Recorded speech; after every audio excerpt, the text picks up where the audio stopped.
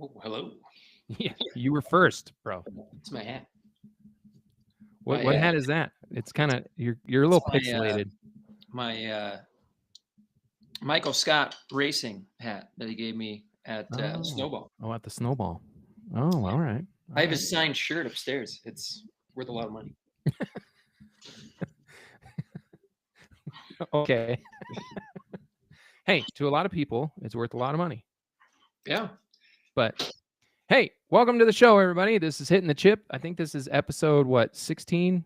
I think it's 16 or 17. Actually, I think last week you got it wrong. You said 16. It was 17. And I think this is 18. Okay, I got it wrong. I can't count apparently, so apologies. You deserve to go in the corner. Yeah.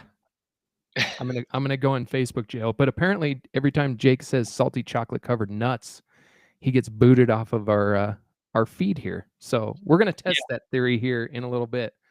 But well, I switched devices, so hopefully that won't happen. But just in case, I'm ready to go. Just for Scott. Just for Scott. Welcome to the show, everybody. This is Hitting the Chip with Jake and Jordan. We got a fun little show in store for you today. We're going to have Wyatt Dent on, young up-and-coming star at Colorado National Speedway and around the western part of the region here, running Legends cars this year, and he used to ride bandos. Yeah, we're going to talk with him. He's on. He's live, kicking it in, I think, his bedroom. But, yeah, we're going to talk to him for a little while.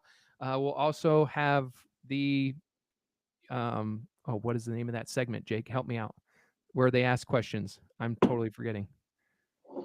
Oh, we haven't done it that long. We haven't done it so long. I know. Give me some lovin'. Give me some lovin'.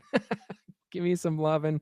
Yeah, so where you guys get your questions ready for them. And then, yeah, then we'll, at the very end, we'll quickly run through what happened at CNS this past weekend. And then we'll talk about the upcoming races this upcoming weekend. And then we'll call it good. So with that being said, we're going to give a shout out to our presenting partner for this here show with AAA Service. And then we're going to have Wyatt come right on. So un momento, and we'll be right back. I know he's down there just making noises, stalling. He just puts so much work into keeping this act going.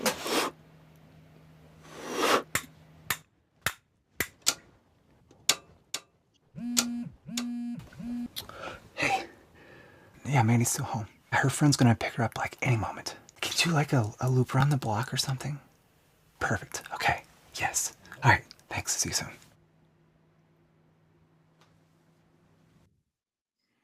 All right. And there he is. Look at that. Hi, Wyatt. Hey, how are you, buddy? Hello, Wyatt. Good. Hi. He was giving Jake a whole bunch of crap before we started the show. I hadn't been on 2 seconds. He didn't even say hi. Are you getting chocolate salty covered nuts? Yeah, he was eating dinner or something, and I saw him chewing, and I was like, "Are you eating salty chocolate covered nuts?" Because I still remember that from when my dad commented. Oh Lordy. Oh, and like that I said, was I got great. them right here. So if your dad wants, I'll start eating them. Yeah, it's just so he can't understand you. But but welcome to the show, buddy. Appreciate you coming on. Oh, look at that. He dropped off. Oh my gosh. Okay, well, we should tell the story now since he's go gone. ahead. It's all you. Before we went live, when Jake joined and I saw him chewing, so I asked him if he was eating salty chocolate covered nuts, and he was like, he just started laughing, and then like 2 seconds later he got booted. And then every time he'd rejoin, I'd say something about it and he'd get booted.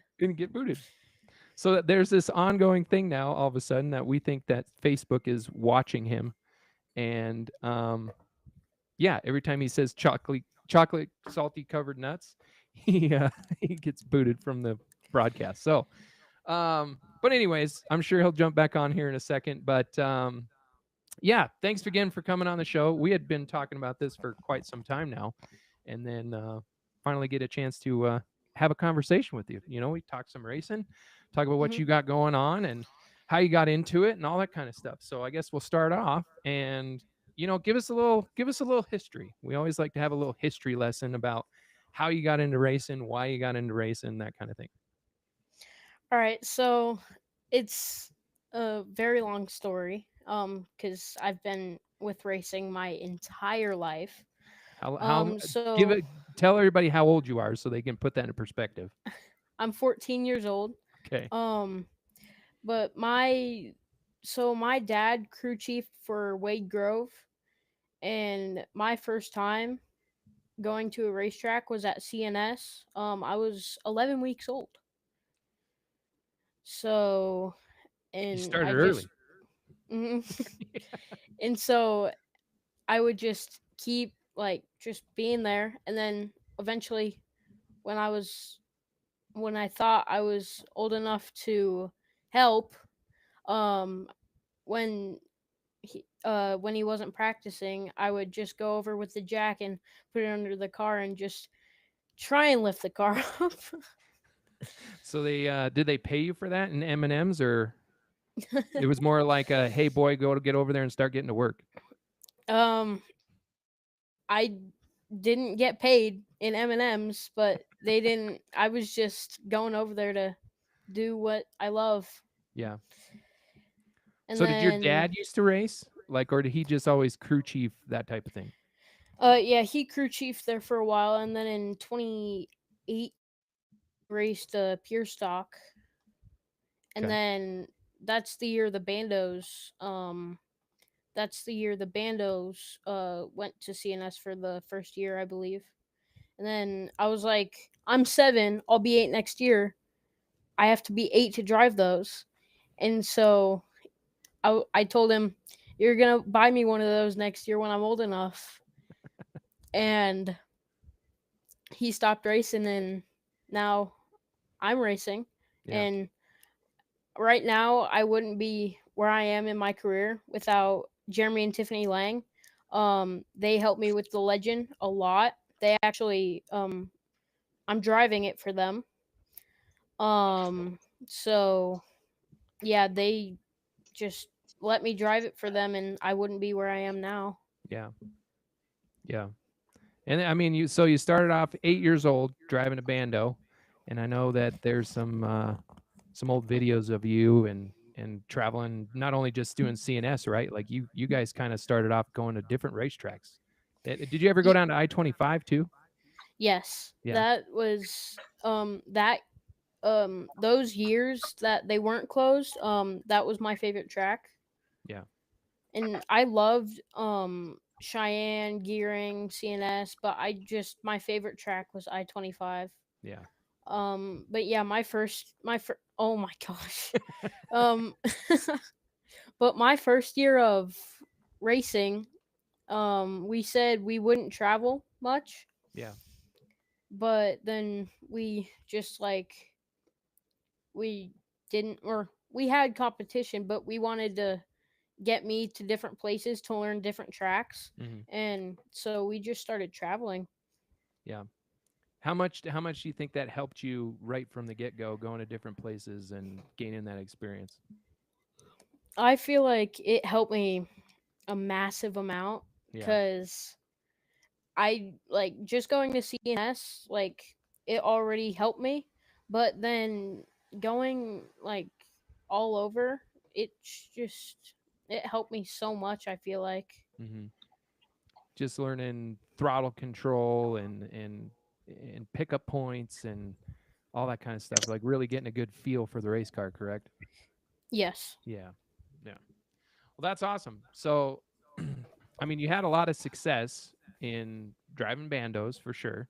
How many races did you end up winning? I mean, off the top of your head, do you know? No. I have, last time I counted my Bando trophies from national championships, club championships, track championships, wins. I think I was at 145. Holy and that was a year before I stopped racing. Stopped racing the bandos, I think. Holy crap! But I don't even think I have 145 145 wins between all the sports I've ever done. Dude, yeah, I don't have even 145 races under my belt, let alone 145 wins. I'm talking football, baseball, hockey, racing, all of that. Like, I don't think it even Yeah. accumulates that much. yeah, my it was just 4 years of just straight success, and some of those were also second place and third place trophies. But Yeah, I yeah, still there's so many trophies, and yeah, I'm pretty sure that's including plaques as well. yeah. Did you guys ever go out to like Charlotte or anything like that and go race out there? Yeah, so actually the first year I won the national championship for the Bandits West, we went out to Charlotte for that banquet, and Darren Crocker, his girls were racing bandos still at the time, and they had three bandos, and he was like, "Wyatt, you want to race at the Charlotte Road Course in the bando?" And I was like, "Well, yeah, duh." Uh, That's awesome. What? That's- How was it like? Obviously this was a couple years ago, but like for your, you see it a lot on TV. What was it like walking through there and seeing that place like firsthand? Yeah, what went through your mind? I couldn't even tell you. I just my mind like going through that tunnel entering the track when we got up on the floor, I just blanked. Like I was just in awe Yeah, cuz it doesn't look that big on TV, but when you're actually there, it's huge. yeah, yeah. And the banking, right? Like Oh yeah. the turns don't look like it's that much banking, and then you step No. up on it, and you're like, holy Yeah. Yeah. But yeah, it was so the Roval they did last year, um, in the years prior, it was through that like big square thing. hmm And then last year, instead of going straight and onto the big track, they would hook a left and then go right and then do another hairpin on the big track. Yeah. We would take that, but instead of going on the big track, we'd go just around the big track a little bit and back through like that square part. Yeah. Hmm. That makes it. I mean, it's cool, but like you want to get the thing out onto the big surface and Did see he what she can carry do. enough speed to hang on to that banking, or Yeah, I doubt it. I mean, we'd just be on the chip all the way Yeah, true. around. Like, I doubt we'd be able to stay on the banking. Yeah. yeah. So then I mean, you had a lot of success in the bandos, and then going into Legends cars.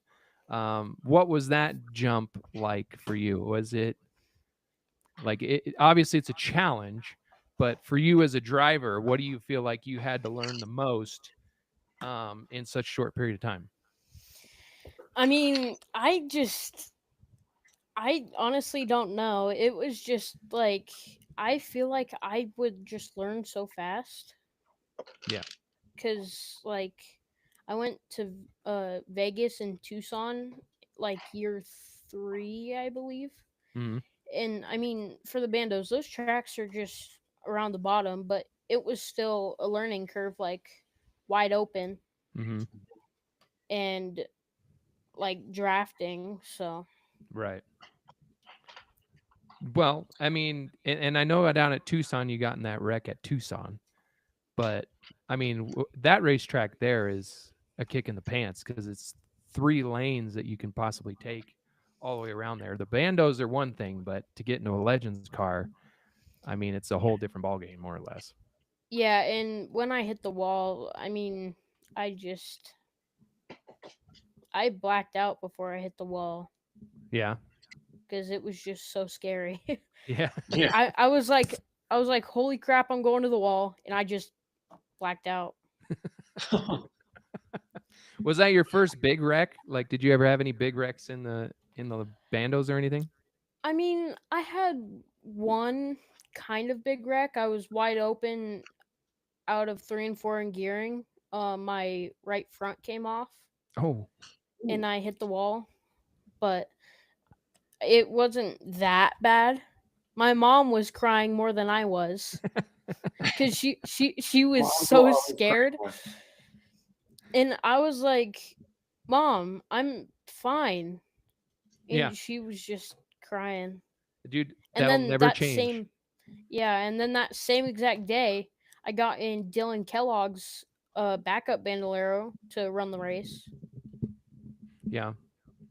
Well, just But know that your mom will be a nervous wreck your entire life. Even at 39 years old, I still hear about it. So Mhm. just you're in for the long haul, bud. Just saying. So so you're teamed up with the Langs, which is awesome. So what do you guys have planned for more or less the rest of the season here? I know that we're getting down to kind of the end of it, but you guys are going to go to Vegas again, right? yeah, so there will be um Legend Nationals in Vegas. I'm not sure what weekend that is. Mhm. And then like 2 or 3 weeks after that, it's Open Wheel Showdown in Vegas. Mhm.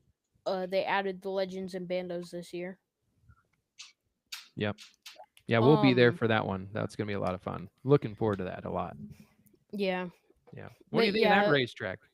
oh my gosh. I mean, Bando, like, so much fun. The Legend, it's like the Bando, it's a lot of fun, but the Legend, it's just whole different story. Yeah. Like you're carrying so Chaos much all more over the place. speed. Yeah, because Yeah. sometimes there's huge pileups in turn 2 that there's a window, and then I go for the window and it closes. Uh-huh. That's any race car. Yeah. You'll think something's there. Somehow my brother always usually makes it through. Me, not so much. Just follow me and you'll be good. Here, But yeah, I'll get in the Legend and I'll get in front of you, and you just follow me, and then I'll plow everybody out of the way, and then you just go scot free. Dude, there is no way you're getting both feet into a Legend car. yeah, no. Yeah, I don't think so. Unless there's no seat. I mean, a lot of tall people can do it, so maybe you can. I would love to see that because his knees would be like up here in his chest. Yeah. Mm-hmm. Now, if you tried getting in- pedals.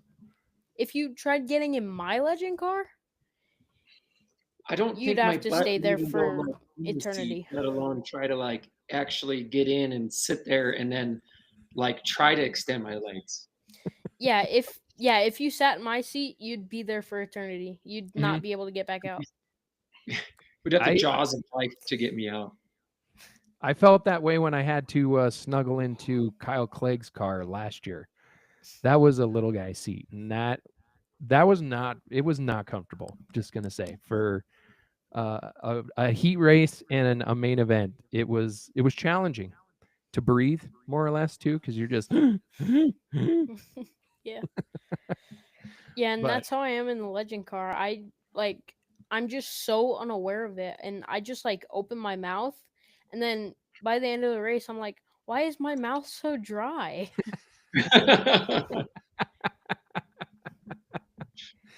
you run with your visor open or you close it? I generally close it. Close it. Yeah. Well, in a modified, you kind of have to, otherwise you're eating rubber and bugs and everything else that's flying up into your face. Just the sheer rocks going in your eyes, Yeah. especially at CNS dirt. Some of that shit hurts. Like you get caught going down the backstretch and like a piece of rubber, even just a piece of rubber like that, he'll come up and nail you, and then like, holy crap, Is that a golf Yeah, that ball? stings. I got hit by off of a sprint car when they came out. It nailed me like right in the cheek. Holy crap. It hurts so bad. I actually still have that piece of rubber. Kept it.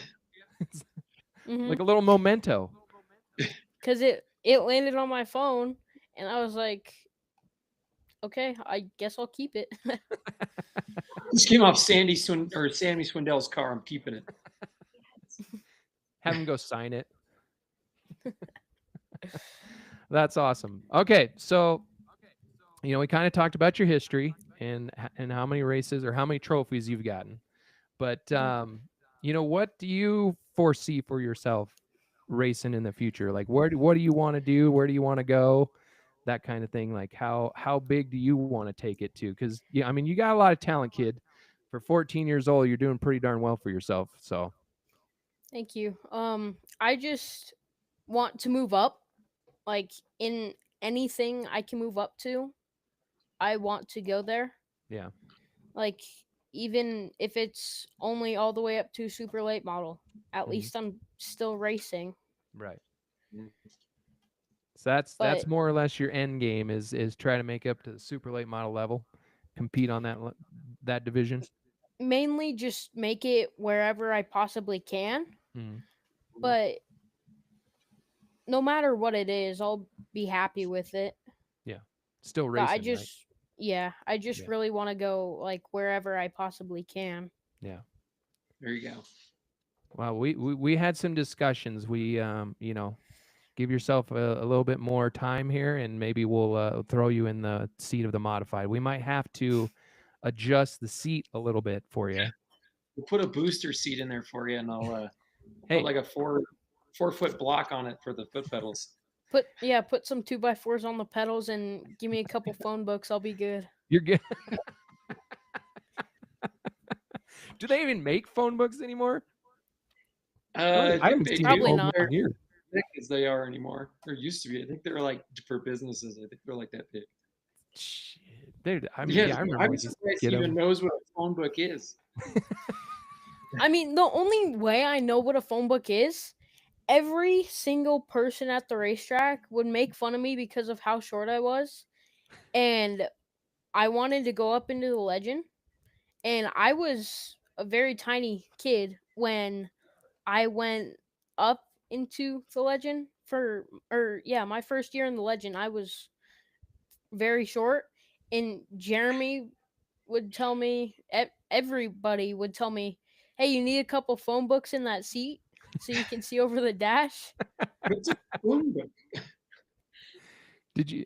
I mean, I They know bring you one you're a nice, humble first, Christian kid, but did you give him the single bird? Yes, Yeah. a lot. Especially Jeremy. Hold on. Let me Google what a phone book looks like on my phone.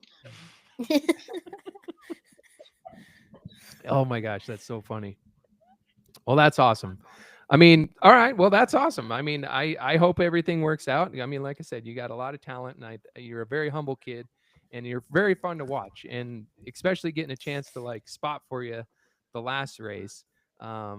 It was great to like see you firsthand, more or less, too. And I think that you're definitely headed in the right direction. Did you get the car all fixed up yet? Almost. I mean, after I went to bed to just get enough sleep for school, my dad and Liam Hammond's dad were wrenching on my rear end, getting it ready. Yeah. Because we got a new rear end. We bent the short axle, so we had to get a new one of those. But I think it's almost ready, if not already. Done. Nice. Mhm. Right on. Right on. I have a quick story. I don't know if Jordan told you this or not. Oh boy. So your first CNS win, what was that, 23? Mine? Was that 24? No, him. 24, I believe. Was it yeah. 2024? First Whenever your race first- of whenever first your race first of win- 24. Yeah. So we were all cheering you on, and Jordan was kind of just kept peeking up at your dad, like looking to see if he had any sort of emotion on him. Mm-hmm. And then when you cross the start finish line, he gets up and he's trying to like get your dad's attention, like yeah, and your dad was just stone faced, like, okay, good, about time Yeah. I see victory lane. I Like, think you guys did tell me this. Yeah, Yeah, it's true. I have it on recording still. I guarantee you. I Oh, have a really? video. I will. I'll show it to you this Saturday when I see you, because I was waiting for some sort of like fist pump, like that like a a boy, yeah or something. something. It just Yeah, and never I happened. was going crazy on the radio. I mean, I was going rightfully crazy so. on the radio. Rightfully so. And he just said, "Heck yeah, buddy," or whatever. And that was it. Mm-hmm. Oh shit! Did you ever hear the story about the way I was talking to Jake on the radio? His first win. No. Oh boy. Okay, you'll have to tell the story, Jake. Well, it's like it was 2022, 2022. and Kyle Clegg had just spun the leader. We were sitting in third. And they sent him to the back. So I started on the outside of Paul Dinas in 28 modified. We got by him after restart. And so like the last 8 laps, you could hear George's tone of voice just slowly start getting like higher, more energetic, more anxiety. And it was like 2 to go. It was like, come on, bud, come on. It was just like he was like, it was almost like he sounded like he was so pumped he was like running and like out of breath because he was so pumped up. And like the last lap, I almost had to queue up on the radio to tell him to shut up because like he just talked the whole lap, and I had such a good lead that I didn't really have to worry about any pressure. But he was so pumped up that like we came out of 4, and he just started like screaming and yelling and hooting and hollering, and I couldn't even queue up on the radio to like cheer myself because he was just, come on, oh my god, like he couldn't understand a word coming out of his mouth. Let's fucking right now. I was like a fat kid in a candy store. I was excited. Oh my gosh. It was pretty funny. Just expect That's awesome. that if he spots for you anymore and you're in the lead and you 1 to go and you got a good lead. So he's just gonna start screaming in my ear. Yeah. I want to turn the volume down on the radio. Just tap. I'll be sure to be a little bit more composed during that moment. If so he that way I starts don't mess doing you up. that, like when I take the white flag, if I can't do it into 1, I'll unplug my head, or I'll unplug my headphones at it too. If I'm like, okay, Just shut hold the up, I'll Just just hold the button. I'll just unplug my headphones. Yeah, there you go. Just give it a little yank. I won't do that, I promise. That'll be a little bit more composed, but definitely a good fist pump, just in case. Just mimic his dad and be like, yeah.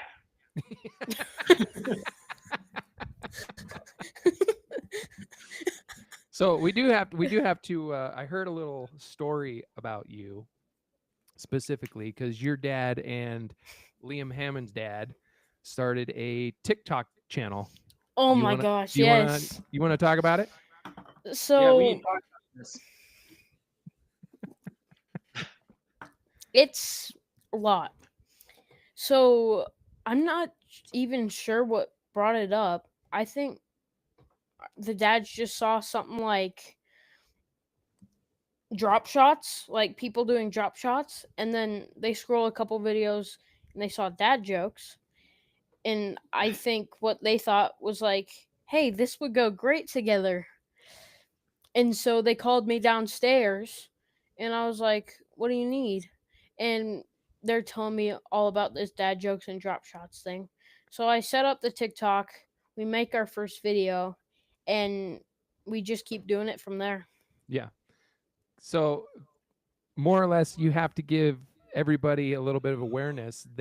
You're the one guiding them with the jokes too, correct? No. No? Oh, okay. I was under the assumption that you were the one writing the jokes and they're just reading it.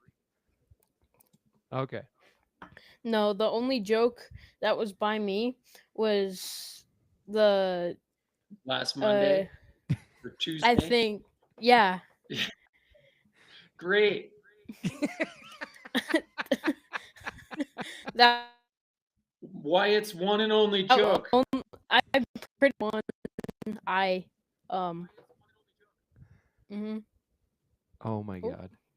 That's so funny. My recording has stopped. Oh, we still got you.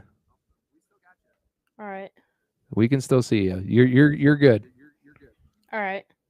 So, oh my God, that's so funny though. Okay, so, that's my fault then, because I was under the assumption that more or less you were the one behind the scenes writing all the dad jokes, and I was going to give you a huge applause because it was fantastic job, more or less. You should have just said yes and taken all the credit.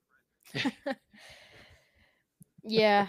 I mean, You're the guy behind the camera. I take the credit for all the posting and everything. Okay. And so if we start getting money, I'll get a couple bucks since I'm doing a lot of it. Get that in writing. Yep. Just saying. Word Yeah, of advice. I Be think like, they're watching it downstairs.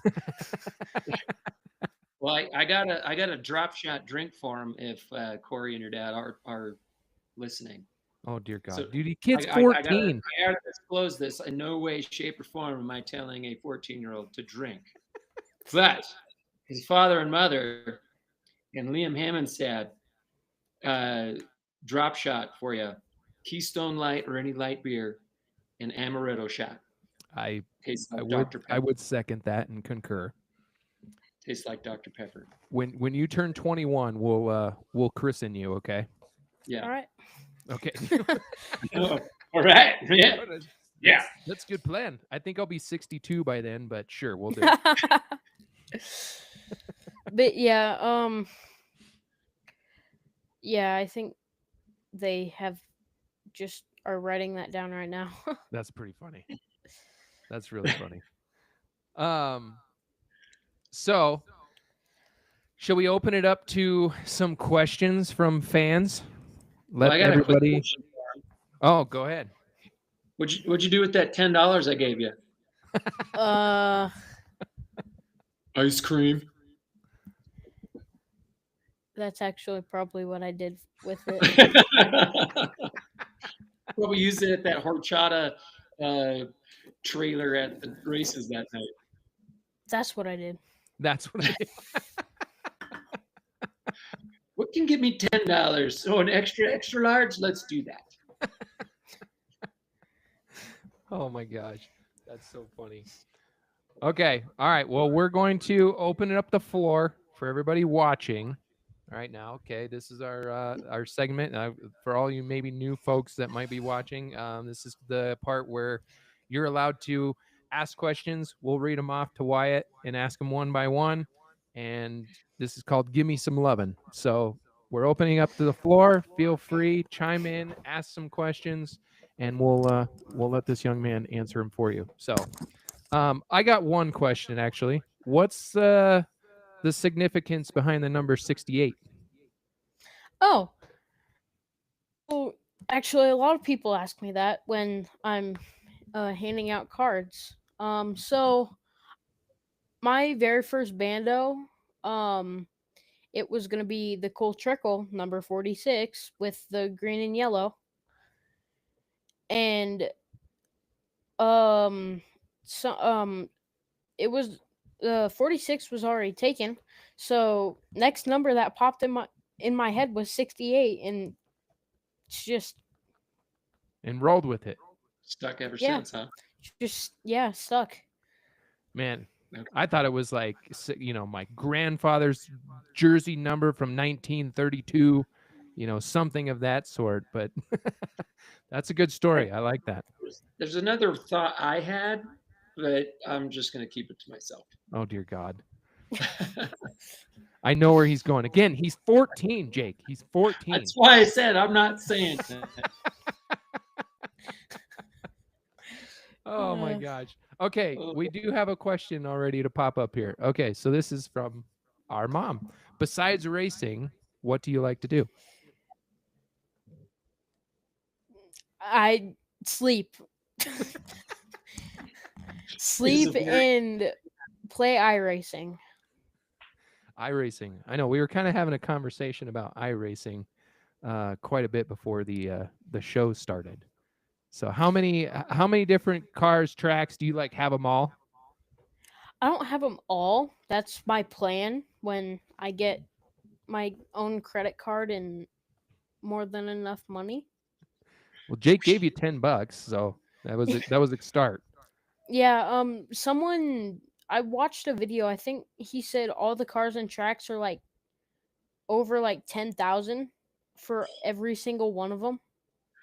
Jesus. Yeah.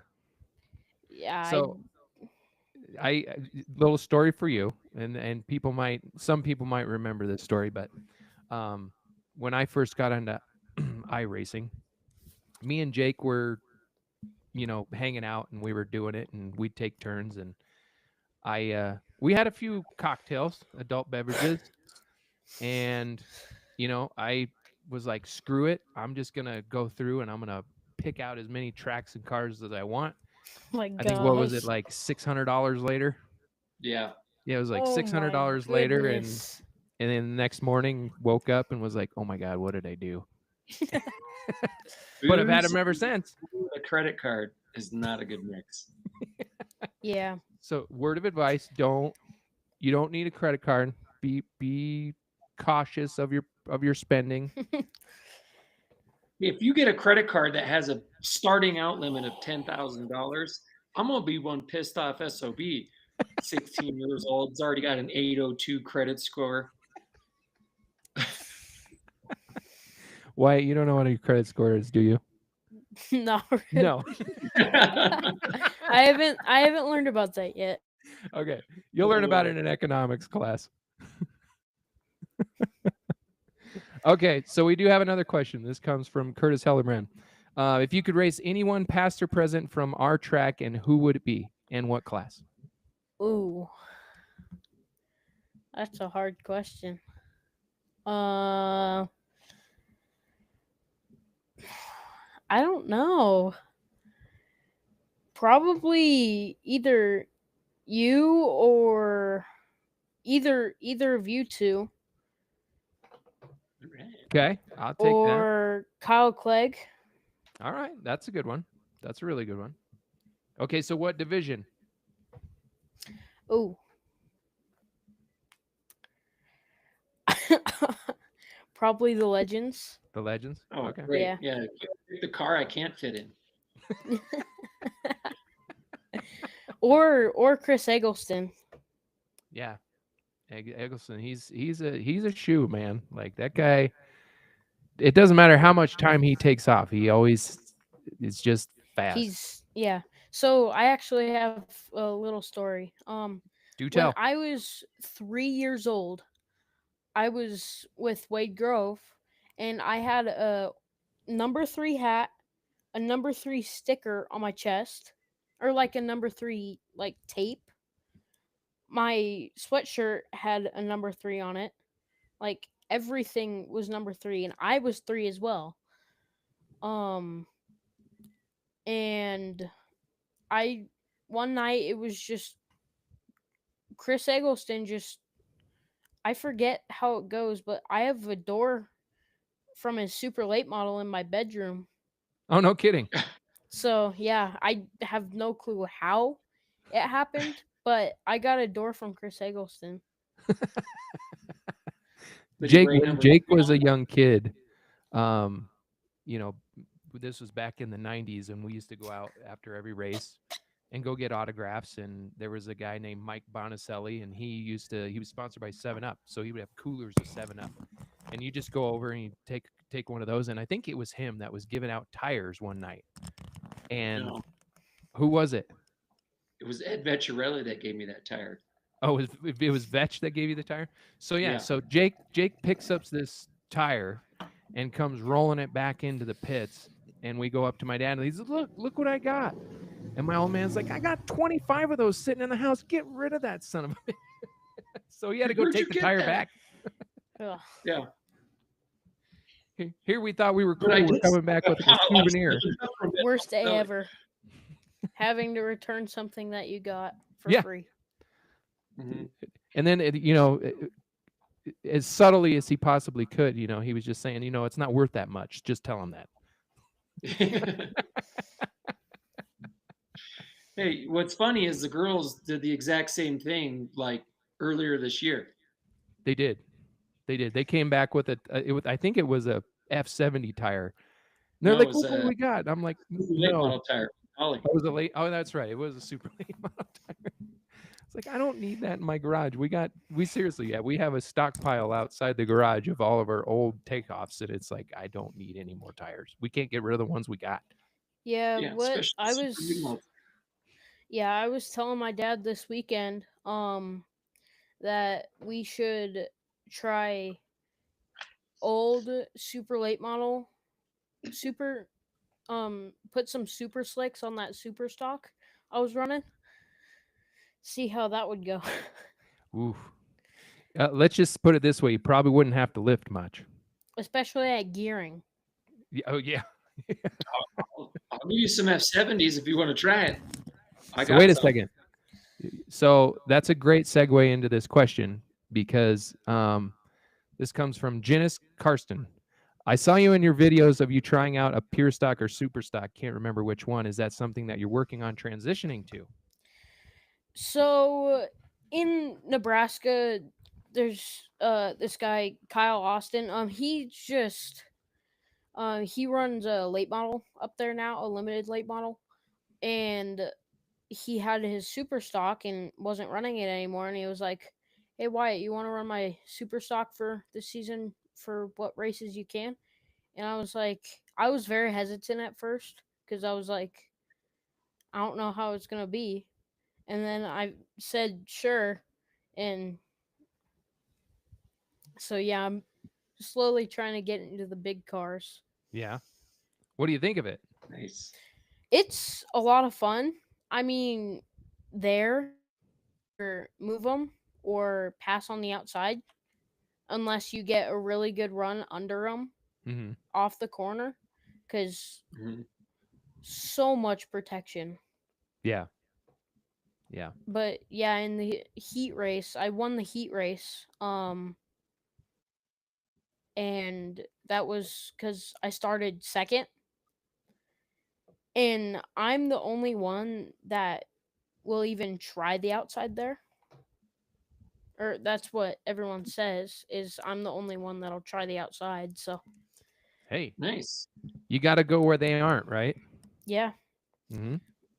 because yeah, nobody tries the outside there, and it's Well, like and that's what it takes sometimes. Like Mhm. getting the car hooked up to where you can put it in places that nobody else wants to go and make gains. yeah. So, applause. That's awesome. I didn't know you were driving that either. You're 14. Stop yawning. I had to go to school today. Oh, What time do you have to get up and go to school? I get up at like 7, 7? and I get home at like 6, or like 5. I mean, at Holy like crap. 5:10. That's how long a damn. day you have at school? Well, yeah, and that's also how long the bus takes to get to our house because there's construction right next to the school. Gotcha. Okay. Oh, That makes a lot of sense. okay, I was I gonna was say, gonna damn, say. you're working a 9 to 5er already. They call it school. It's more of a sweatshop. Yeah. Okay. All right. Hey, everybody, start asking some more questions. We're gonna keep this rolling, but yeah, we would definitely start posting some more. Great few of them so far, but so on the pure stock, super stock. So I know you're racing the Legend now, but yeah, have you? Since you've been driving it now, have you guys had conversations about putting one together yourselves? Not really. I mean, the only reason we would put one together is for the Battle of the Fenders, Mm, or if me and Liam Hammond split a season. gotcha.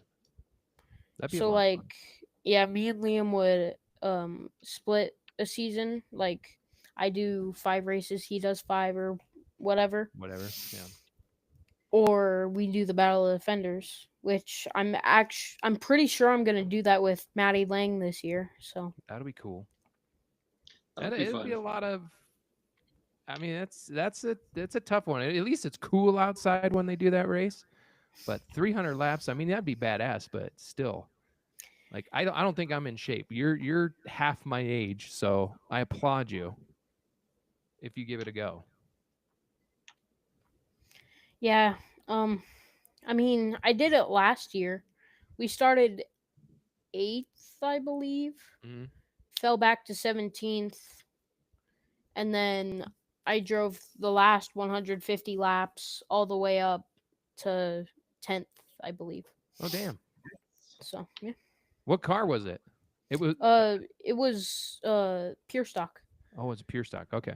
Yeah, so that was actually my dad's pure stock. He sold it to the Langs, and just they are. I think Bree and Sammy Haugen ran it. Mhm. The first year they owned it, and then the second year I believe was when me and Maddie ran it for the first time. Okay. Nice. And hopefully we're gonna run it again this year. That'll be fun. That'll be a lot of fun. Yeah. Okay, we got some more questions here. So this comes from Valerie. Advice for the young ones coming up behind you in the bandos. Oh. So really just focus on what you're doing, and if you need help or pointers, talk to everybody, because even if someone hasn't ran the bandos, they will give you advice for racing. Okay. Okay. Good. It's a good Good one. word of advice. I like that. Okay. Next question. This comes from, I think it says Dominic Moss. Yep. What is your dad teaching on the cars this weekend? So he Or said, teching. excuse me, Teching. Teching. asking for a friend. I have no clue, Dominic. That will be set, or that will be done in tech, because I think he just says take top 3 or whatever, and then You should just does scare him, stuff in dude. tech. Like give him something that he wouldn't never think of right now. You have an opportunity to set him off on a tangent. um Pulling No, rear they're ends pulling this weekend. carburetors. Yeah. they're pulling motors. There you go. Yeah, Come with they're a pulling cart motors. and some tools. Just Yep. saying. How do I make the top 3? I don't know. Just Hit the gas pedal. yeah. What Jake said. That's what I get told all the time. When are you going to win next? I don't know. Well, hit the gas pedal harder. Maybe they'll win then. I'm like, oh, is that it? That's that easy. All right. Super easy. Super Yeah. easy. Yeah. Okay, so here's another one. What is your dream class to drive in? I think you kind of touched on this, but I mean, if you had your pick of the litter, right? Like, no, don't worry about sponsorships, money, nothing. What would you want to drive? Oh. If it was like just like anything, like I could drive it for free, Mhm. NASCAR, obviously. The I mean, big I car. feel like, yeah. Yeah. NASCAR, but realistically, probably a modified. There we go. See, you're on the right path, my friend. I like your logic. Mhm. Saying all the good things right now. Okay. Oh, somebody wanting to know about a little bit more about your iRacing career. What's your Oh. iRating? So, Jordan, I was talking to you about my setup shop. Yeah. That I'm with. That guy is actually on that setup shop. Oh, Nice. that's awesome. Braden, I have no clue. I just run. I just drive the race car. And hope I don't Spoken like die. a true youngster. I just drive. I just drive and hope I don't die. You're not lifting until you see checkers or God, right? Is that what you're saying? Yep. Sometimes, yeah. Yeah. Oh, That's let's see. Oh, this is a good question because this is something that you hear quite a bit, and it's kind of on the iRacing trail. We got a couple of questions here like this, but I see that you're on iRacing a lot. Do you use iRacing as a tool for real life racing? We kind of talked about it, but give a little insight. Yeah, so I um I used iRacing all throughout the off season, and sometimes it helps me, but it doesn't because sometimes I just do it for fun, and sometimes I am like super competitive. But it like helps you with like racing knowledge, really. So Mhm. and just like how to drive certain cars, throttle control. Yeah. And hand-eye coordination. We were kind of talking about that prior to Yeah. the show, just like keeping your hand-eye coordination in tune with, being, you get 6 months off from the year or whatnot. It kind of like just helps you keep in the rhythm more or less. Because, yeah, it's definitely a different feeling it through your hands than through your butt, more or less. Totally. The G-forces totally throw everything off. Let's put it that way. Oh, did we lose him? I don't know, but that's a funny face if that's where we lost him. We're gonna have to screenshot that one and share it. Yeah, hold on. I'm just gonna do this. Who did it little better? number right there we go. Got it. Oh boy. Oh boy.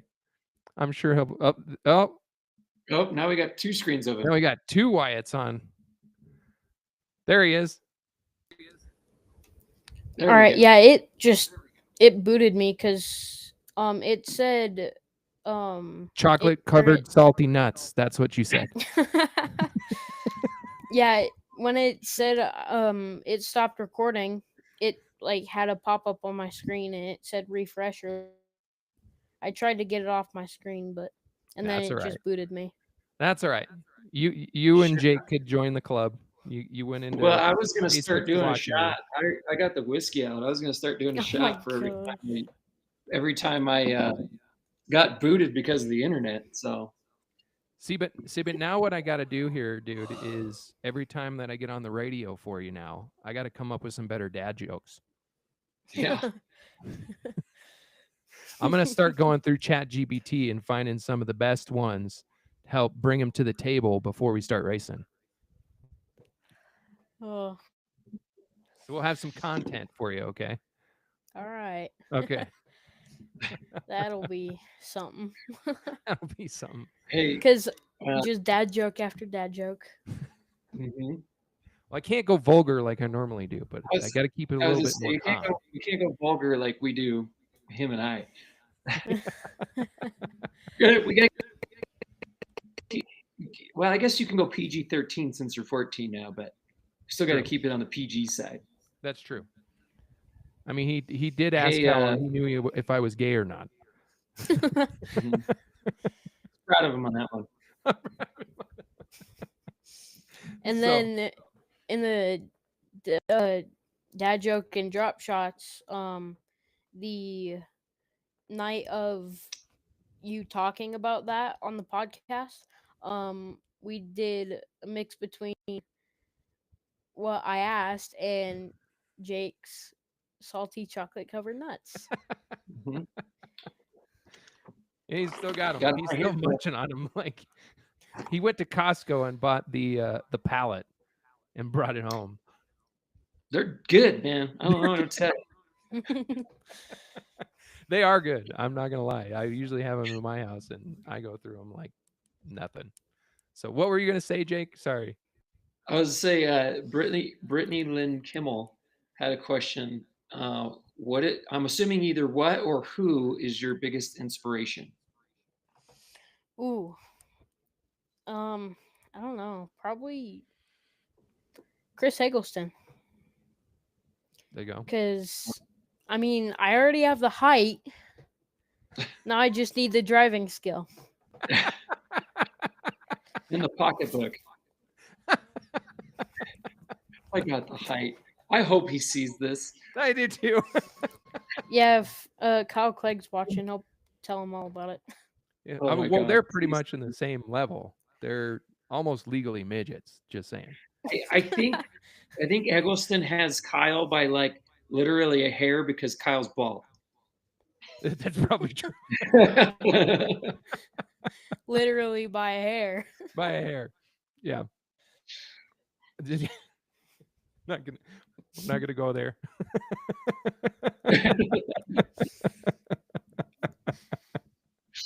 Oh wow. Mm.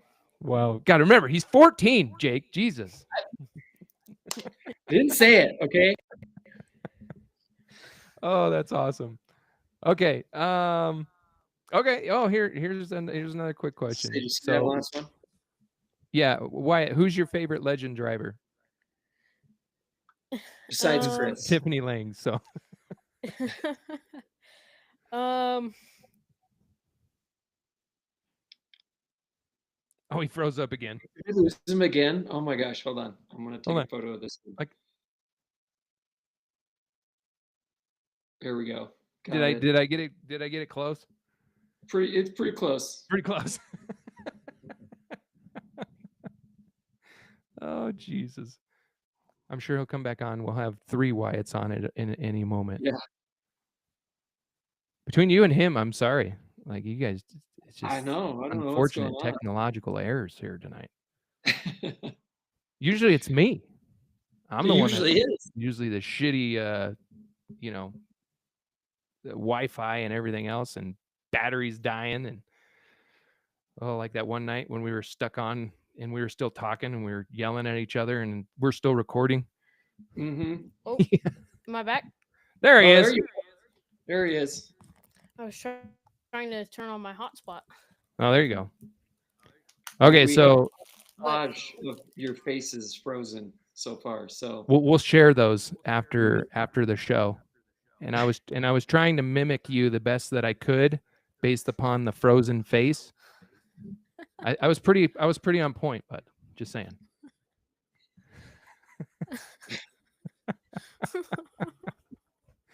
Okay, so back to the question: who's your favorite Legends driver? Like I said, that's a hard one because there's a lot of really good legend drivers. And you guys said besides Chris, right? You could Yes. say, but I mean, it could be really You could anybody say too, like national level or anything like that too. Oh, well, if it's national level, well, that's a hard one too. Jeremy just texted me, Bree better be your favorite driver. I was gonna say, I feel like this is a baited question. That was baited. You're Well- baited into that one. Don't submit. Tiffany said in that question, she said Brianna number 12, and Jeremy just texted me that. So here it's Bree. Okay. Here it's I don't know nationally really. Who's your favorite driver to watch in general, like across the board and any level of racing? His new best friend.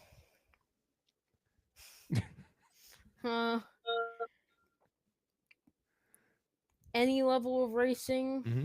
Who's your favorite driver? So here, probably any of the truck drivers or the modified drivers. In It NASCAR, doesn't really narrow it down to one. You got to pick one. Yeah. yeah, it's just there's just too many to pick from Okay. because I'll give they're you all that. so entertaining. Okay, hold on. I'm gonna stop you right here. You're being a Democrat on the political end here. Okay. You need to trump it down and just pick one. He probably has no idea what I said, but there you go. I got my wife laughing on that one. Oh my Torrance god. dying. Oh, that was funny. That was really good. That was really good. I was not expecting that. I'm just gonna say. Give myself a shot at that one. Are you not entertained? We're in for it now, Wyatt. I'm just Are saying. you not entertained? He started busting out Jack whiskey. It's Hey, game on. for everybody out there, I said this to Bando kids. My $5 bet is out there that the next Bando kid that wins a race will get $5 if they got out and interviewed and said, "Are you not entertained?" So challenge, Wyatt. Challenge. challenge. You earn yourself another $5 from Jake. Another horchata. All right. All right, I'm getting a bando. Okay. I'm getting in a bando. Well, can it be in gearing? Sure. Sure. All right. As long as it gets If recorded. Liam Hammond is watching, he if Liam Hammond is watching right now, he can race my legend this weekend. I'm racing the bando. Oh. I need $5. I need $5. Bro, he's got to get to the $5. He's got to get to the 10,000 for his buying all the tracks and race cars on iRacing. Whoa. This is great. It was a 10 spot. Now you're down to 5. You cheap ass.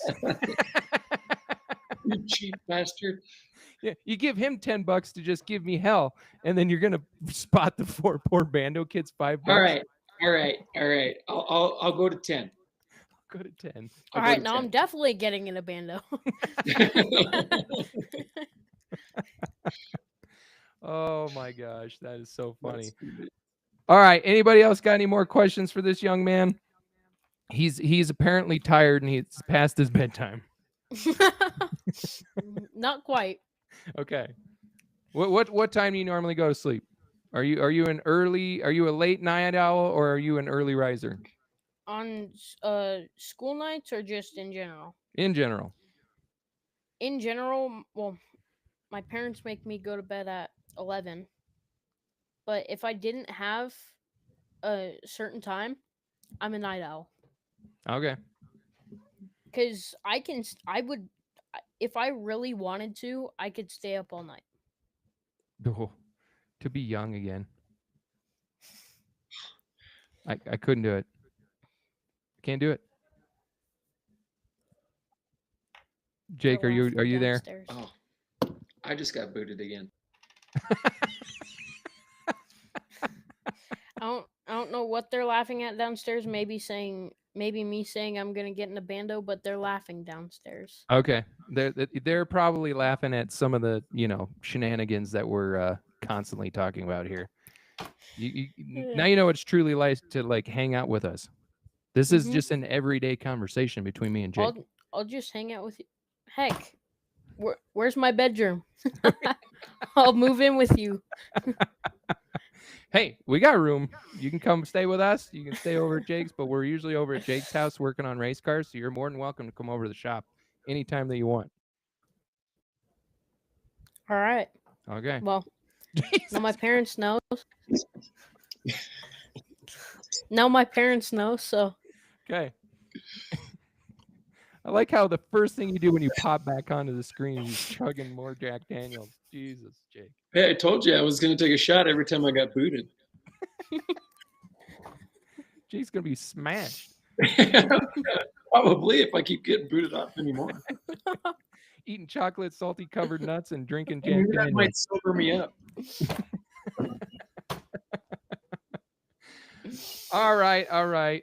Well, I think we kind of hit it on the questions end, but do you have any last statements? Do you want to give some thanks to people and sponsors and all that kind of thing?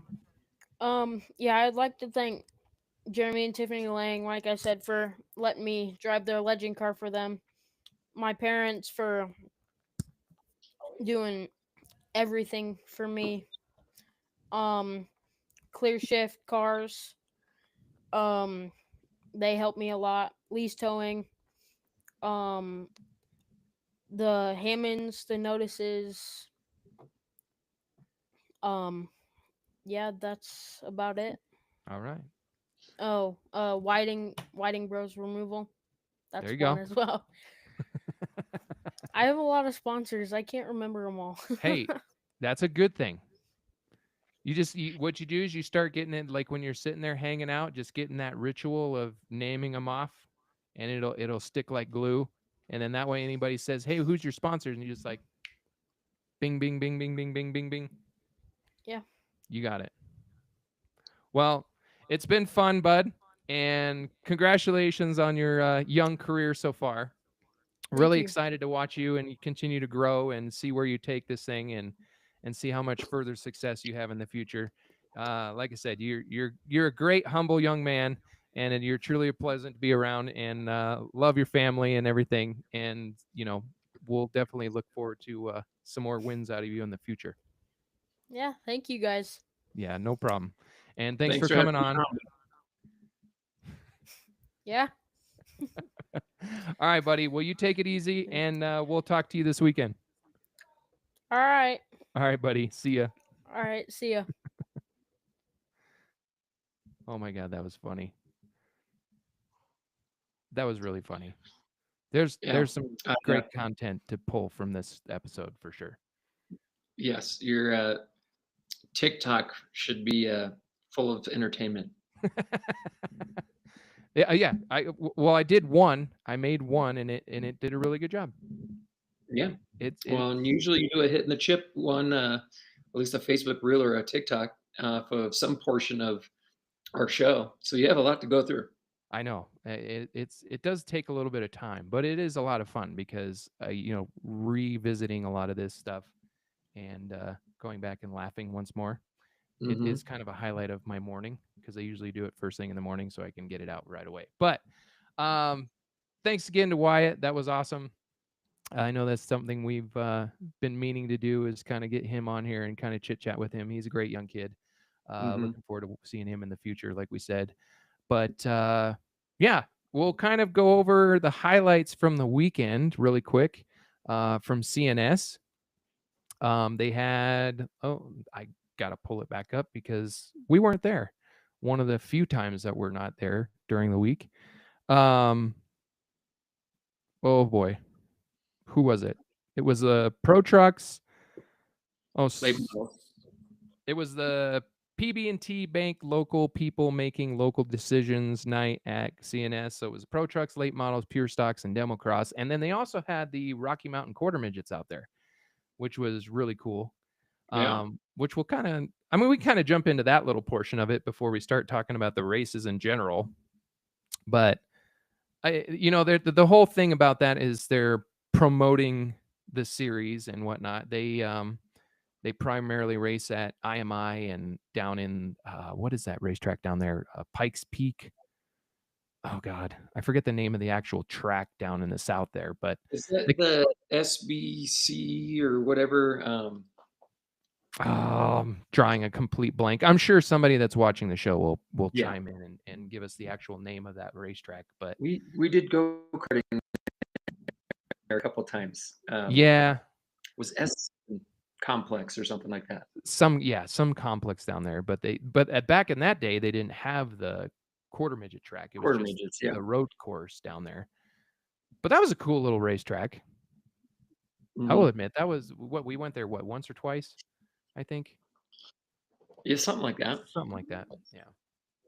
But yeah, that was fun. It was entertaining to see the little kids get out there and burn rubber right on the front stretch because they kind of did it right in front of the flag stand right there. They made like just a little track. I think they just put chalk down and stuff to kind of show where the kids needed to go.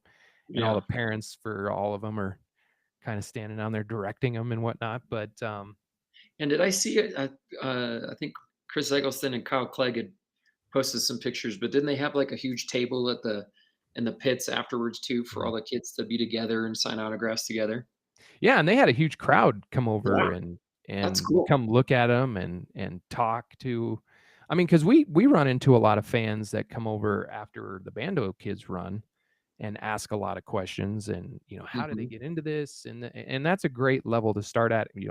I mean, they're starting as early as 4 years old in the quarter midgets. So I mean, definitely a lot of opportunity for parents to get their kids into racing, and that's one great avenue.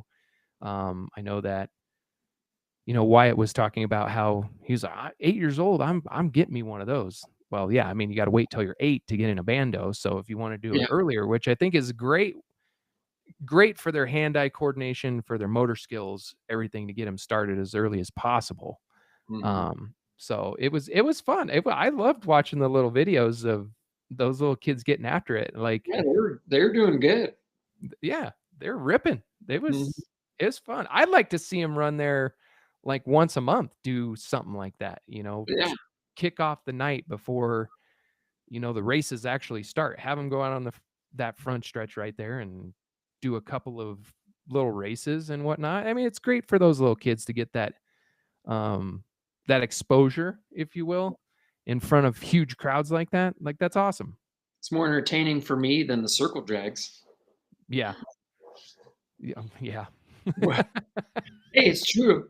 We've ran so many circle drags this year. It's like, I'm almost kind of like, let's do something else. Yeah. That is kind of true. It gets watered down. My wife is like, how dare you? How dare you? I don't see her taking her what does she have? Like a Nissan? What does she have? She has a little Kia Sorento. The Sorento. I don't see you taking your Sorento out there and burning rubber. Like the Tesla truck go up against a Corvette kind of stuff. I don't like seeing those poor bastards run into the wall. Oh, she likes seeing guys blow their airbags on the track. Well, I honestly think that's what the fans are wanting as well, is for the people to just more or less wreck. But I mean, it's happened. I mean, this year, that bad one, but yeah, what, 3 times in the last 2 years or so? Well, and some of those people, like, they take it so serious. Like, they got, full on, like, I mean, they're like packing, you know what I mean? Like, they take this, they're souping up their cars just for this literal event, and that's it. Like, one lap of glory, man.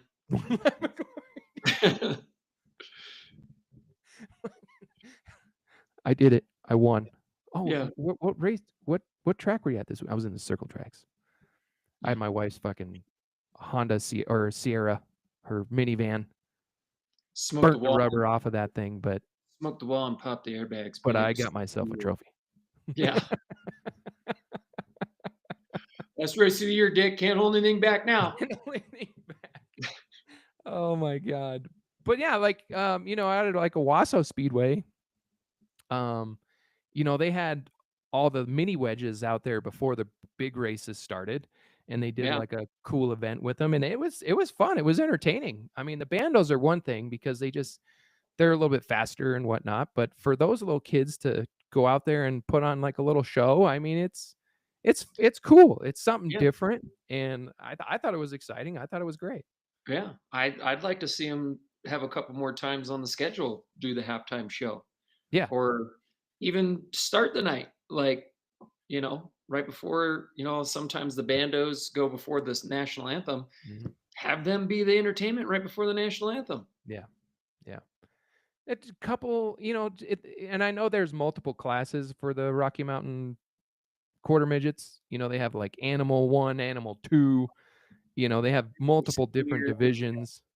So if you did like 3 of the divisions, right, and just put them all together and let them go and just make it entertaining, and let them take their picture with the big feature winner banner and everything that CNS has, and just a feel good piece. It gets them excited for hopefully moving up into bandos and then into big cars later on. So it's But anyways, so that was cool. I really liked that portion of it. Did you watch any of the races at all? No, I didn't get a chance to watch them. I mean, saw highlights, and I tried to watch some people's live videos, but I didn't really get a chance to. Yeah, me neither. We were up camping all weekend, and this week starting it off has been kind of crazy. Haven't really gotten a chance to actually sit down and watch it, but we do have some highlights of some of the winners and stuff. So we'll just kind of go through that quickly, more or less, just so we can give a shout out to, because there was a couple of drivers, one that hasn't won in seems like quite a while. There was also another one that made his way to the racetrack first time in a while, in the truck specifically. And then there was a new driver in the late model division that took home the hardware for the weekend. So starting with the pure stocks, huh? I was like, who are you talking about? But I remember now who you're talking about. So Who I'm talking about. Yeah. Pure stocks. Sean Sully was your quick time with a 20.134. Your fast dash winner was Justin Young. Your dash winner was Giovanni Scamecca. I hope I'm saying that correctly of how you pronounce that young man's last name. I will say this about him. He started in the very back of that dash and then drove his way up and won it. So congratulations to him. And then your feature winner was the 18Y of Justin Young. Moving on to the late models. So yeah, it was kind of late models. Go ahead. I was going to shout out to Tanner McKim because that kid, I see him because he's got that cool like car. I think he's the 08, and it's got like the Constitution or like the Declaration of Independence painted on it or something. It looks freaking awesome. That car screams America. America. Yeah, America. Exactly. Like 100%. And you see him, race after race, he's up there, and then all of a sudden something happens to him where he gets spun out or something like that. But he had himself a pretty good little race, and it sounds like, if I remember correctly, reading it or maybe seeing a highlight, he was racing pretty hard for second place. So and he's a young kid. So yeah, he finished third. Hats off to him. He's been doing pretty well. So keep it up, dude. Little light on the pure stocks overall. There was 14 of them. That there's 15 registered, but one did not start. So they had 14 making the main event last weekend. So, and I know there was, I guess we could talk about this actually. We gotta talk about that post. We got to talk about the post. It just makes me giggle when the track does this. Right in the middle of the season. Yeah. And then they come back and like parlay it to later. Well, and do you have a picture of what the rules were? Because it's funny, they post it, and then like 2 hours later, they're like, oh, we're going to table this till 2026, but we're going to talk about it at the drivers' meeting. And then you click the link, and then it's just deleted off the website. Yeah. Sorry, we didn't even want that going out. And the original post is still there talking about attention pure stock teams. The rules that were updated and changed will be discussed at the drivers' meeting on Saturday. So, I mean, yes, it like they have the link there, but there's no page to it. But if I remember correctly, it had something to talk about. After so many races, you have to move up. Won like 5 races or something like that. Like you had to move up. Yeah. And see, I forget what the other rule was, but it was a technical rule. Yeah. But I don't remember the specifics on it. But I do remember like the rule about if you have like 5 wins or something like that, then you have to like technically move up. See, and that's where like to me, you're trying to make this division like a beginner division. And to me, it's just not a beginner division. Well, it's not. I mean, it is, but it isn't, because it's like technically your cheapest class out of all the classes. Like for people that are like 16 and older, because obviously Legends cars, you can get yourself a cheap one, but I mean, if you're wanting to be competitive and they're expensive, they're expensive, right? Yeah. But if you're trying to go cheap and go stock and just get yourself a car and a motor, it's technically the cheapest option. But I don't know. It doesn't make sense to tell everybody, oh, you got to move up the next year, because then all of a sudden you're going to have all these people moving up in the super stocks. You're going to have like 8 people in the pure stocks, and then you're going to have like 39 cars in the super stocks, which that's great. That's great to have in the super stocks, but now you're like dwindling your car count out of your cheap class, right? If that's the way you want to look at it. I mean, from there, regarding pulleys, gears, and 5 feature wins. Yeah, so it was 5 feature wins, and then the pulley and gear situation. That's what I remember. Yeah, it was something like that. But the biggest one that stood out to me was like the 5 feature wins. Yeah. And then you like have to automatically move up. So if the cars were completely apples to apples with the super stocks, then it makes a lot of sense. Right. You know what I mean? So then forcing somebody to move out of that division and then move up, it makes a lot of sense if you're running the exact same rule set. So with that being said, right, like why don't you just make it the super stock class and run like just like you do with the legends, a fast and a slow, and make everybody run the same shit? I mean, it doesn't make much sense to have like the pure stocks and the super stocks, in my opinion, if you're going to limit how many times you can and cannot race in the pure stocks, and then you have to like move up regardless. Yeah. And like we've talked about before, if you're going to do a cheap entry level class, either Crown Vics or start a Hornet class up. Go get yourself a junkyard Honda Civic. And oh, did we lose him? No.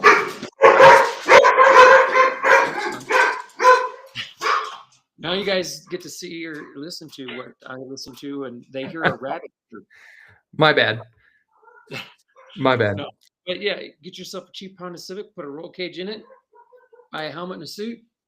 There you go. That's there's a difference between like a beginner class and a cost-effective class. Right.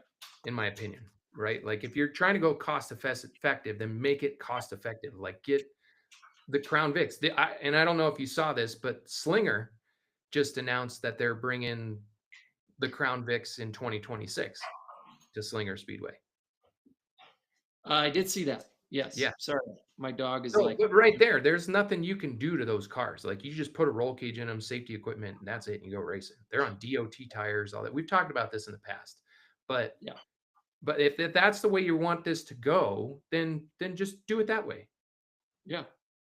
Yeah. Sorry, Val. My dog's got your dog's barking. See what you did? You got everybody else's dog going. But anyways, okay. Moving on to the late models. But congratulations to Justin Young for winning the feature. Still one of the baddest looking race cars out there, that Mountain Dew car. I love that thing. Oh yeah. But looking at the late model race, so there was a total of 14. Caleb Johnson ended up being quick time for the late models. And for your dash, it was Zach Witherwax. He's 2 for 2 now with dash wins, being back in the late model division. Yeah. So congrats to him. Yeah. And then the out of nowhere surprise driver in the number 98 car was Brett Yackey. He was driving for Lee Kemet in his car, and he came out and won the dash, the fast dash. And then lo and behold, comes out and wins the feature for the night. So he swept the night in that car. Yeah. So I love Lee Kemet to death. So hopefully he doesn't take too much offense to this. So was it just driver? I mean, seems that way. I mean, unless they threw a different motor in it or something, or I don't know. But speculation. Nothing against Lee. He's a great dude. I love that guy. He's awesome. But I know that they've, I wouldn't say struggled, but more or less like they've just been itching for a win, and to see Brett some bad luck here and there too. Like, I said they've also had some bad luck here and there too, like getting caught up in a accident or something, trying to get out of the way, or getting spun or something like that. You know, I know they've last couple of years. It seems like they'll be moving up, and then all of a sudden, you know, someone spins in front of them and they take out the nose or something like that. You know what I mean? So, but cool that he got in the late model, or Brett got in the late model and went out and won. So, I mean, it's great for them. You know what I mean? Like I said, they work hard, and they work very hard on that machine, and have tried really hard to get it up front and be super competitive. And you know, that one car, Caleb Johnson, he's had a lot of success early on in this season, being a rookie himself, and that car is a really good car. That comes out of the Robertson stable, so it's definitely a good car. Mhm. And then there's a lot of other drivers within that division too that are just tough to beat in general. Like Dan Elma, he ended up finishing second. Brandon Newey, he's been super consistent this year. He finished fourth. Hey, he kind of came out of nowhere this year. Cool to see that he's, all of a sudden just like turned it into another gear. And really, yeah, I mean, they've kind of he not to say struggled, but just was looking for his footing more or less the last couple years getting in that car. And Mhm. then this year just took that step. You know what I mean? Like they've just done the right things and been super consistent. And when you're consistent, then you give yourself opportunity for wins. And that's what he's doing right now. So congrats to him. And Tessa Marine ended up finishing fifth. And she's another one, right? Like she's super competitive and they work their ass off on that machine as well. And she's a young talent and she's got a lot of skills. So I mean, even just in Joseph Adrande, I mean, he has opportunities to, run up front and win. Yeah. Michael Hanna, right? Like he's been fast this year at times. So there's a lot of heavy competition in there. So and Brett's, I mean, love him or hate him, right? Like he's talented. When Yeah. he really wants to, he's a talented driver, that's for sure. He's got a lot of wins under his belt, super late model, every other division. Mhm. So it just kind of proves it right there. Jump in somebody else's car and go out and win. Yeah.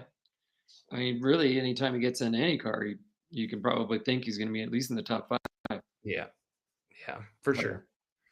Anyways, so moving on to the trucks. I saw a comment. Go ahead. Did I hear in the Pro Trucks that somebody caught on fire in the main event? What? Yeah, because I was kind of late in the afternoon or late in the evening. I had thrown on low budget, and they were under a red flag, and it was like, or maybe a chick race monitor or something. But it said like they were already at like 38 minutes, and they only had run like 10 laps or something like that. And I was like, I hear about that. yeah. Somebody Yeah, comment. I know Val's watching. She'll have front row. 69 Sean Fry. Okay, Sean Fry. Okay. Yeah. I was like, I thought I did see a picture on of that. fire. Yeah, I did see a Yeah. picture of that floating around on social media. You're right. Yeah. I did catch that. Man, that's a couple fires that we've had so far this year. This year, yeah. Yeah, because what's his face in the figure eights? The 20 car. Did Gunner? Oh, Proctor? Yeah, Isaiah Proctor. Yeah, he caught on fire a few weeks ago. Remember? Yeah. So Let's see. Ran like 3 laps under. I ran 3 laps on fire under the truck. Oh, Jesus. Oh. Holy shit. How are your feet, bro? Yeah, I was gonna say it sounds like when Dale Jr. caught on fire with the Xfinity car, 2 years ago at Bristol, and Yeah. Bert is like Oof. oiled the track and spots. So that's why it took so long, as they were Took so cleaning up long. for it. Yeah. You had to pick up all the oil. That sucks. But I do know that they started off that race and it was, they had you made a comment about it, which I thought was kind of funny because I wondered myself what was the significance behind the amount of laps that everybody was running. Oh yeah, I mean, by the way, I'm wearing my Johnny. Yeah, I totally forgot that the celebration of life was this weekend, and I was like, that's an odd number for main event laps, but it obviously makes sense. Yeah. Which I thought was a nice little toast to Johnny. Little gesture. Yeah, nice little gesture, and Troy his came son out, brought the truck out. Yeah, and that was cool to see.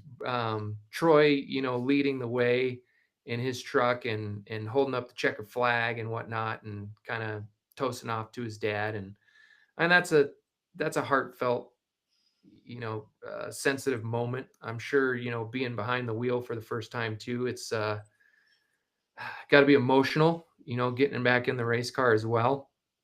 So I think that was a nice little touch to the evening for sure. And hats off to everybody involved. at that point because you know, the Whittar family is such a huge figure in the Colorado racing community overall. So yeah, I thought that was special moment for sure. Yeah.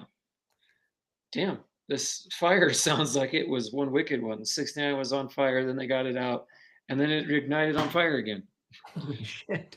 Sounds like rear end oil caught fire. No. Oh.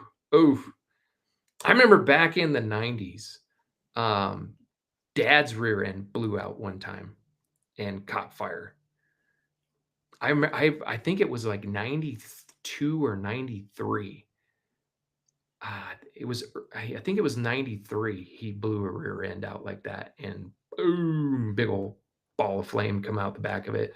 Because Mom was telling me about it, that she used to have like dreams before races of bad shit happening to him, and then it would come true. So he just told her to shut up after a while. Don't tell me about it. Keep your dreams to yourself. Yeah. Keep your dreams to yourself, because every time you have these like doubtful moments in your sleep cycle, Yeah, bad shit happens to me, and I don't like it. if it happened in your dreams, it's not true. It's not true. Don't believe it. Just forget about it. Don't mention it. But I think that was one of those moments. Yeah, he had blown a rear end as well one time. Oof. Oof. Yeah, that's super unfortunate. Yeah. Oh man, don't like to see that happen to anybody. He was okay. I mean, obviously, it sounds like he's okay, but I mean, Yeah.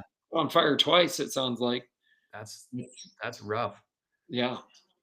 Oh, anyways, but it sounded like it was a really good race. Overall, I saw a comment earlier by Mr. Mike Bree, Bremkamp, that it was one of the best races that he's seen this year. Let me pull that comment up. Right here. Yeah. Yeah. The truck main was fantastic. One of the best mains of the season so far. That's awesome. That's good. That's really good. And you have the old Stay Puft Marshmallow Man take the win. Yeah. He likes to call me Jackie, and he called me Jackie earlier. So I did see that. I saw that comment. He's now the Stay Puft Marshmallow Man.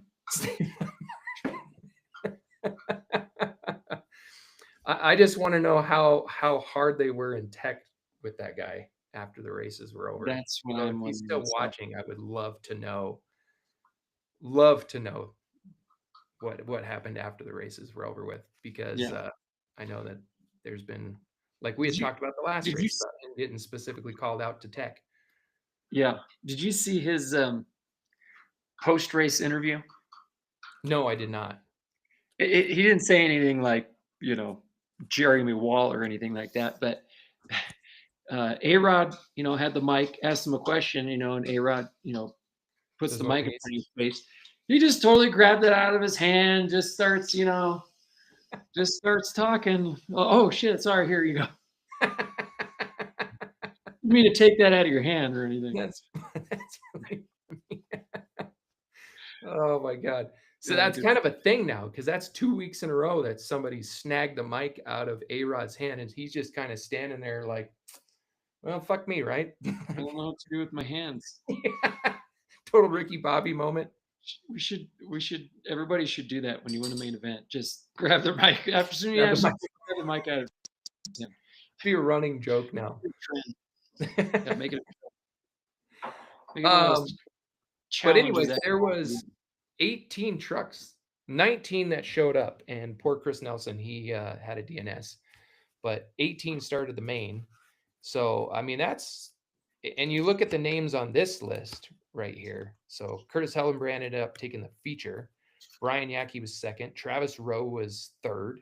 Happy Free, who's been on a tear, he finished fourth. Dalton Webb was fifth. Cody Vanderwall was sixth, and he had won the Fast Dash earlier in the night.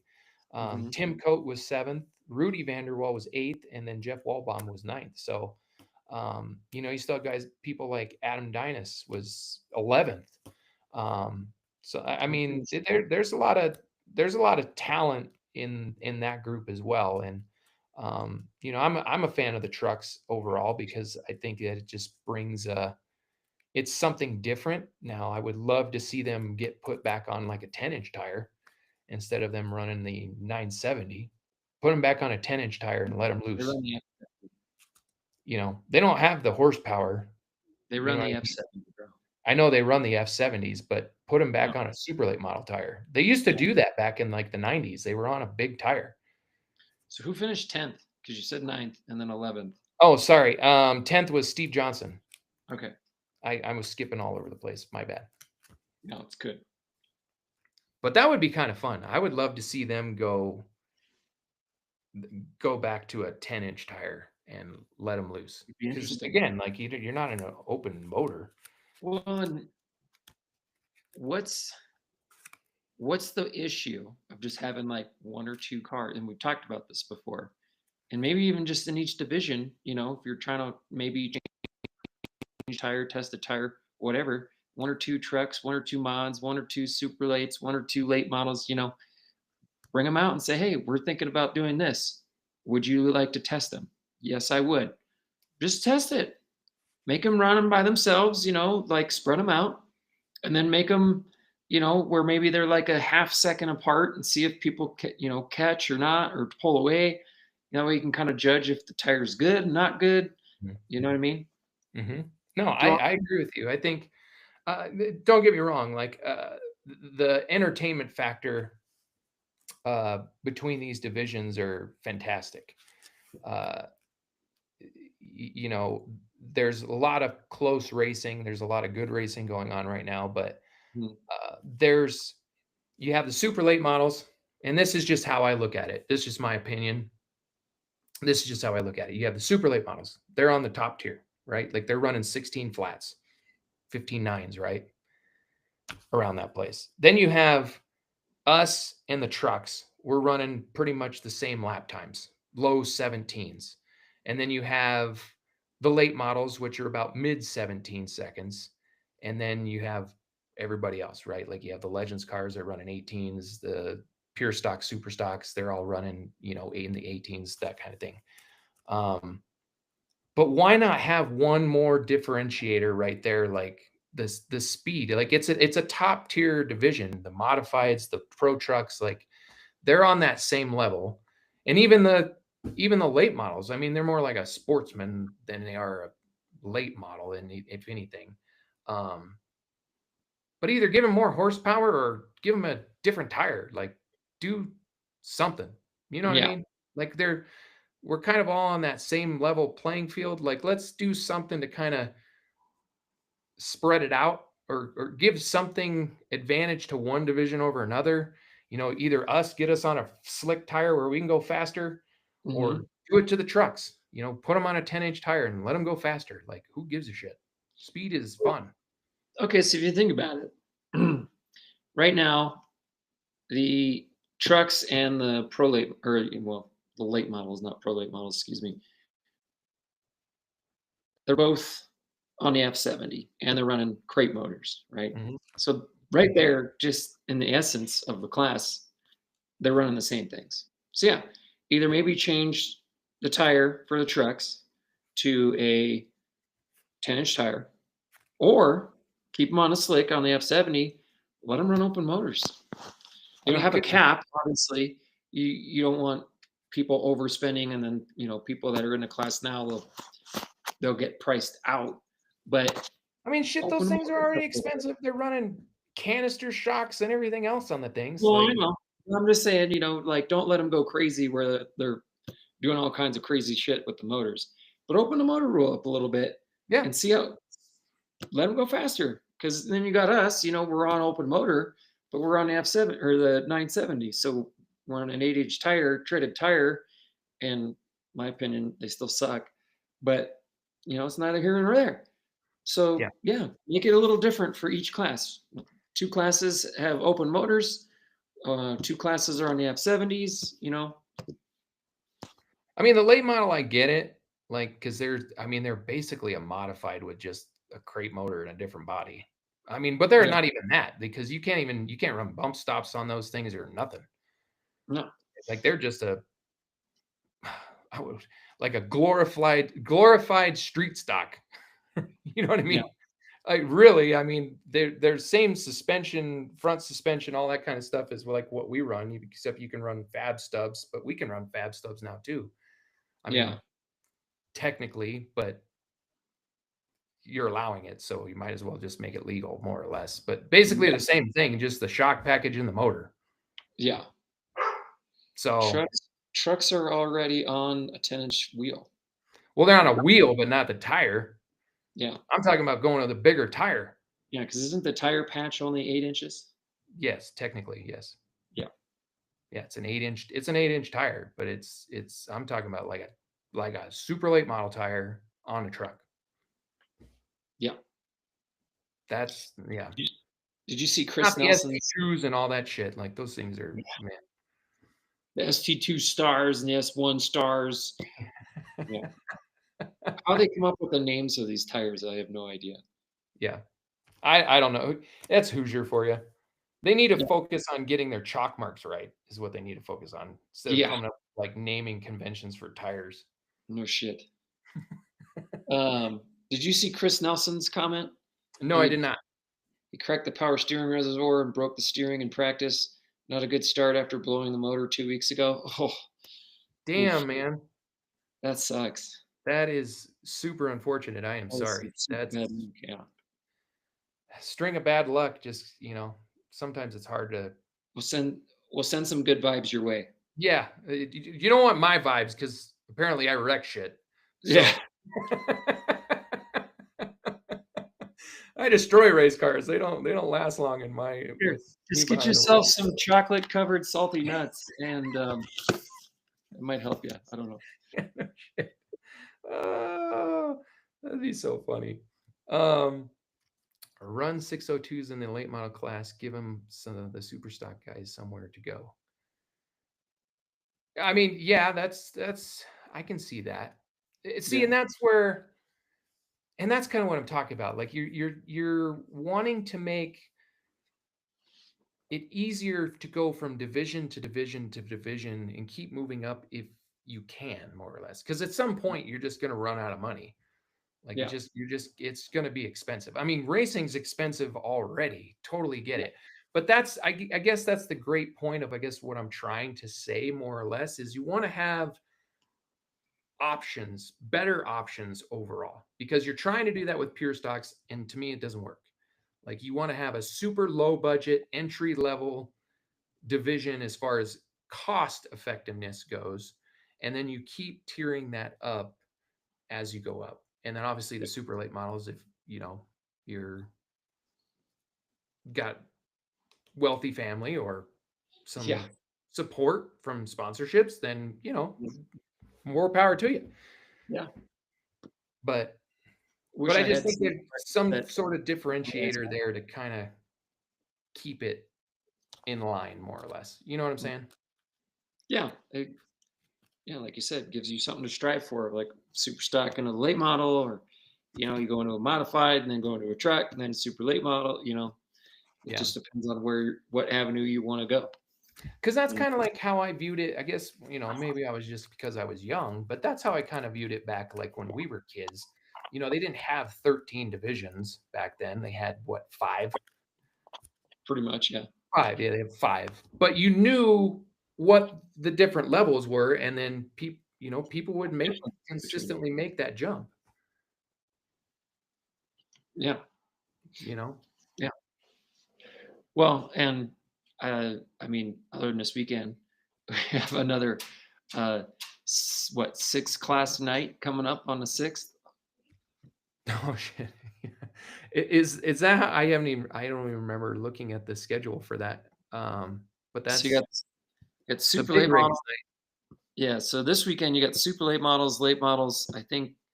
Yeah, is it figure 8s? So this weekend it's super late models, Grand American Modified, super stocks, figure 8s, trains, and fireworks, because it's Labor Day weekend. Yeah. So Saturday races start at 6:30. That's a good lineup. It is, and it's a specials night, so there's no dashes. It's going to be double mains across the board for the figure 8, super stocks, Grand Americans, and super late models. We're going to be up in Gearing this weekend, rooting on our 2 youngest members of our team. Going to let them go try a different racetrack. And this was something we had planned like all season long. This was something that we were going to give up this specific night in order to make that happen because of just the way the schedules align for us. My kids just don't ever have an opportunity to go race at Gearing, and I really want them to get that experience racing at a. I mean, hopefully again they don't take much offense to this, but racing at a real racetrack because it's perfect size for them. They learn the necessities of what it takes to, roll corners, lift, and get back in the throttle, and really what it takes to kind of really race more or less than a mini Talladega and just driving in a circle. Yeah. So and then we gotta turn them around, yeah, and then have because AAA night, got big rigs, mods, pro trucks, legends, bandos, and circle drags. Yeah. See, to me, like, why put the circle drags on that sort of night? You got enough entertainment there. You don't need the circle drags. Yeah. You don't.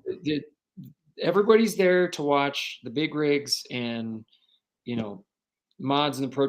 I mean, they're there to see everybody, but there is no reason to run, because especially lately, they've been run like 20 of them. And it's like, that takes 45 freaking minutes. Yeah. You're bitching about how late we're running. Get rid of the freaking circle drags at that point. Yeah. I'm in agreement with you. Hopefully they, especially with the big rigs, it's the East versus West show, right?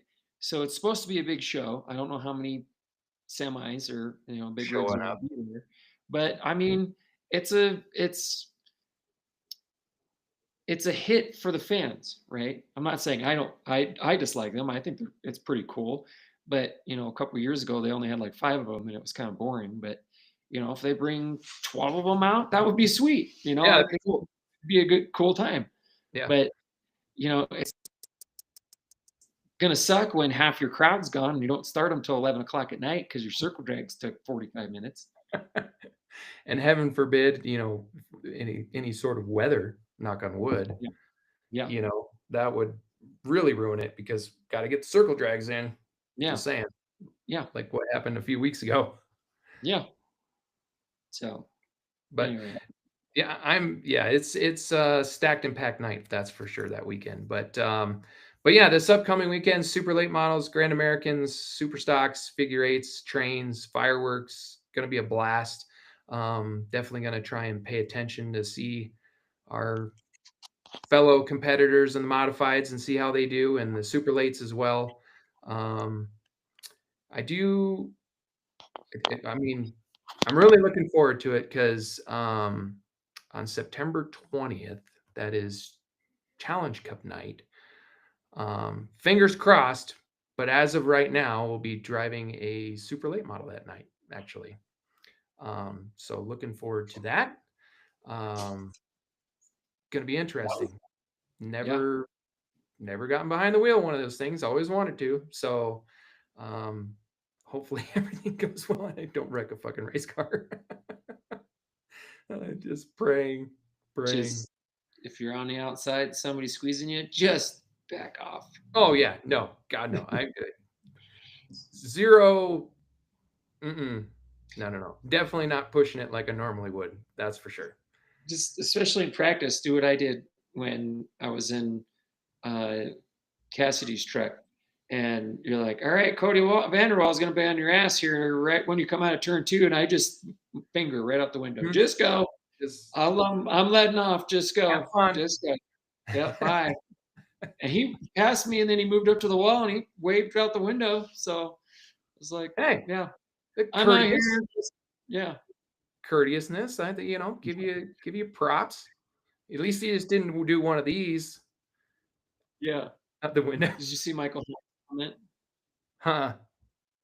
It hasn't popped up on my end yet. So. Well, it says, I'm leaving mine in the shop then.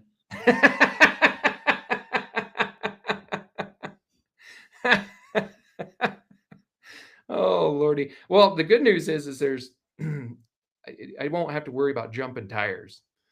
Just saying. Knock on wood, bro. Did you not watch Michael Scott and Jace Hansen like a month Hey, ago? that was a different scenario. Hey, you know what? True. Shit does happen. Shit happens to me too. But no, I'm super excited about that. And then we got AAA night. You'll see the black and pink machine out there on September 6th running the modified skin. So really looking forward to that night. It's going to be a lot of fun. A lot of the AAA service representatives will be in the house partying over in the beer garden. So looking forward to having some fun that night. And then that'll be, shoot, we're coming down to the end. We need to start talking about championship implications and all that. So we'll start getting into that maybe starting next week and revisiting some of that a little bit and start looking towards the end of the year because it's going to come up quick. Which, speaking of that, I had gotten a message over the weekend. I'm not going to announce who it was. Oh boy. About a topic that was brought up in the drivers' meeting. Oh yeah, well, how did we not talk about this? Well, I specifically kind of wanted to save this right toward the end. Okay. I would love to hear everybody else's point of view on this, and I also want to hear everybody's if this was true or not. Which I know it's true. I believe the person that said it, but I also want to make sure everybody else heard this clearly as well. So it was brought to our attention to talk about this on the podcast that there's don't protest. Oh, I was trying to think of the best way to put it. Don't protest anymore because it is a hindrance on tech. So if that is the truth, I would love to hear everybody's perspective out there listening. If that is what was said, because I have some comments, and I'm sure Jordan has his comments about it. But I want to see, everybody out there, let me know. Is that what was said in drivers' meeting? Drivers' meeting. Yeah, no more protesting other people's shit. Waste of time, like where you urge to not protest. Yeah, we would love to know if that's what was truly said or not. Yeah, that was some sources of ours. I forgot about that. Yeah. I mean, even if it was true, more or less. What? If you want to protest something, you are supposed to email tech before the race. How the fuck do you protest before the race? And how do I know that maybe something happened during the race that I've noticed that I want to do it right then and there? That makes no sense. So I'm gonna tell you ahead of time I'm gonna protest these people. For you to just come and tell me not to protest it, but yet you still want to be alerted to it. Doesn't make a whole lot of sense. Yeah. So basically you're trying to eliminate protests is basically what you're doing. Yeah. Which, protesting is whatever. It's in the rules. People can do it, right? And this is the point I want to just make. If it's in your rule book and somebody, because let's just put another point of view. Like last year, Jace Hansen's team in the modifieds protested Ryan Jones's body. And, he ran it all year, and it was kind of getting toward the end of the season where it was like, this thing doesn't seem right, right? So they finally protested it, and there was a couple of things that were longer or too, wider than wrong. They were just wrong. That was wrong. Yeah. They were wrong. But how am I going to know that until I want to actually protest? Like waited. And okay, you know what? This doesn't seem right. I want to protest. Mm-hmm. So you're telling me I can't do that now because you don't want to deal with it. And so if I email ahead of time and say, hey, I want to protest this person's body, then what's them to say that no, we're not doing that tonight. But yeah, this body is clearly and I'm not specifically still talking about Ryan Jones here, but this body is clearly still illegal, and you're allowing it to run, and say that person wins the championship, and then you check it and you're like, oh, it is illegal. Well, I wanted to protest, and then you told me not to, or you said I can't. And I think that's just crack shit, in my opinion. Well, I mean, 100%. Like you can't sit there and again, you're opening yourself up for people to just truly take advantage of it at that point. Right. I mean, if there's no accountability, then why do you got rules, more or less? Yeah. Like, or if you're not going to hold people accountable. But the only way to do that, especially at this point, then you need to start teching harsher. Yeah. Like you need to check more than just one thing a night and not just check fuel. You need to check like multiple things a night and then hold people accountable. Because if you're not, that's the only way you're going to get rid of protesting. And if you're going to try and eliminate that, because I don't know if it comes down to the money factor, they don't want to have to deal with that, or what the case might be. I mean, I'm sure there's a lot of discussions behind the scenes that none of us will ever know about, and of why the reasoning is what they're making that decision based off of. But I don't really care, because all you're doing is you're just sending the message, and the message, you see, it says that you need to have a predetermined reason of why you're protesting somebody. Well, I don't give a shit when it is. If I want to protest somebody at the beginning of the night, the end of the night, next week, next month, doesn't matter. It's my choice because I'm the one putting up the money. Right. So, but then again, I wouldn't have to question it if, you let the people in tech do their job, like we talked about a couple weeks ago. Right. Just let them free reign and let them do their job and do it correctly and really have oversight over these race cars, then fine. And if it takes you 45 minutes, now I understand, because since you run back to back to back main events, and there's only a limited amount of space over in the tech area, and limited amount of people helping in tech, I get it. It's like it takes forever, right? But I'm sorry. Other tracks, they take the top 5, the top 3, whichever they determine, and they tear the cars apart, and they'll sit there for 45 minutes. And if it takes 45 minutes to over an hour, then so be it. They're going to tech the cars, and they're going to tear them apart, and they're going to find, hey, if there's something on your car, we're going to find it. If there's nothing on your car, then perfect. You went through it. We found nothing on your car. You're good to go. You're good to go. Yeah. Yeah.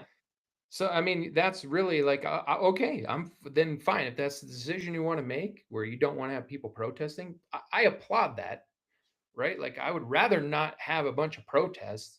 Right. And okay, then you better just make sure on the upfront end that you're going to start being heavier with the accountability end, and you're going to make sure that you're checking more than one thing, and you're going to check them hard and set that precedence that if there's something on your car, then okay, not a 2-spot penalty. Oh, well, I feel bad. No, you don't feel bad. It's your job. Yeah. People have more respect. I will applaud them. I think it was 2 weeks ago, there was somebody that was deemed illegal, and they disqualified him. So, if it's a zero, like we talked about last week, if it's a zero tolerance thing, then that's the penalty. Zero tolerance, that's a straight DQ. Yeah. So, no, I am in agreement. That's a weird. To me, that's just a really weird thing to say. Yeah. Like,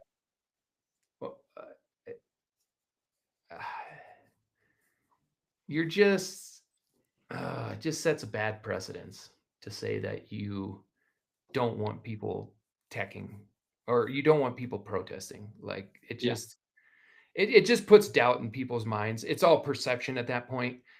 It's all perception, and it just puts doubt in people's mind and be like, well, I'm fucked.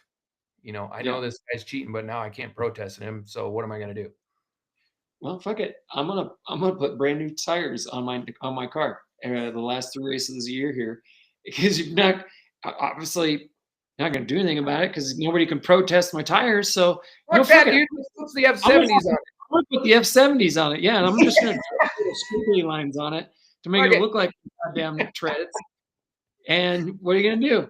You can't protest me because you gotta do it ahead of time. So I mean, now that we gave it away, but I mean, if you protest if you have to send in an email before the race to what you want to protest, okay, well, I'm going to show up. Nobody's going to know. I'm going to throw fucking F70s on there, and I'm going to go out there and run. Hey, nobody can protest it because they didn't email ahead of the time. I'm getting sneakers every time.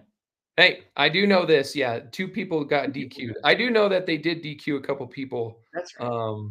More recently, but they're in turn. Like again, it just comes down to the accountability piece. If that's what you're going to do, but then also speak to that, right? Like you can't just make a statement and then not and then not rest assured the rest of the drivers and team owners and stuff like that of what you're also going to do from the tech perspective. You can't just say, hey, I don't want you protesting and then leave it at that. Like if you want to eliminate protesting, just be transparent.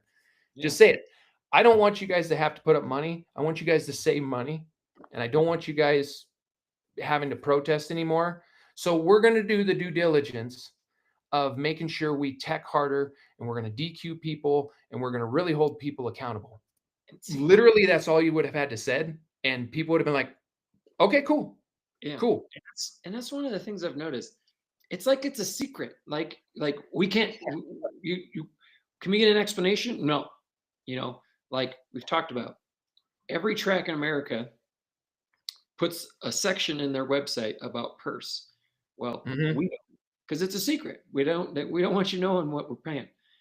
And then rules all of a sudden just disappear after you updated it. And it's like, well, why'd you take that down? Well, we don't want it out there. Okay, well, that's weird.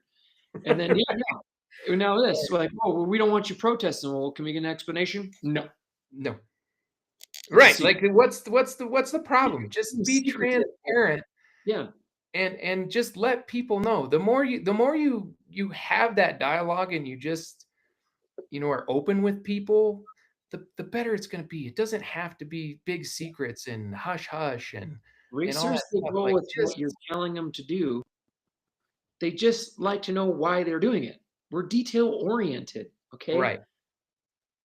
Right. And that's it. You don't have to give super long explain it. Like it just could be something simple. You don't have to make it super detailed. But yeah, I thought that was very interesting when we finally heard this. I do want to speak to this because a lot of times, and I don't want this to come across this way, especially on this show, that we like sit here and just bash the track about everything that they do.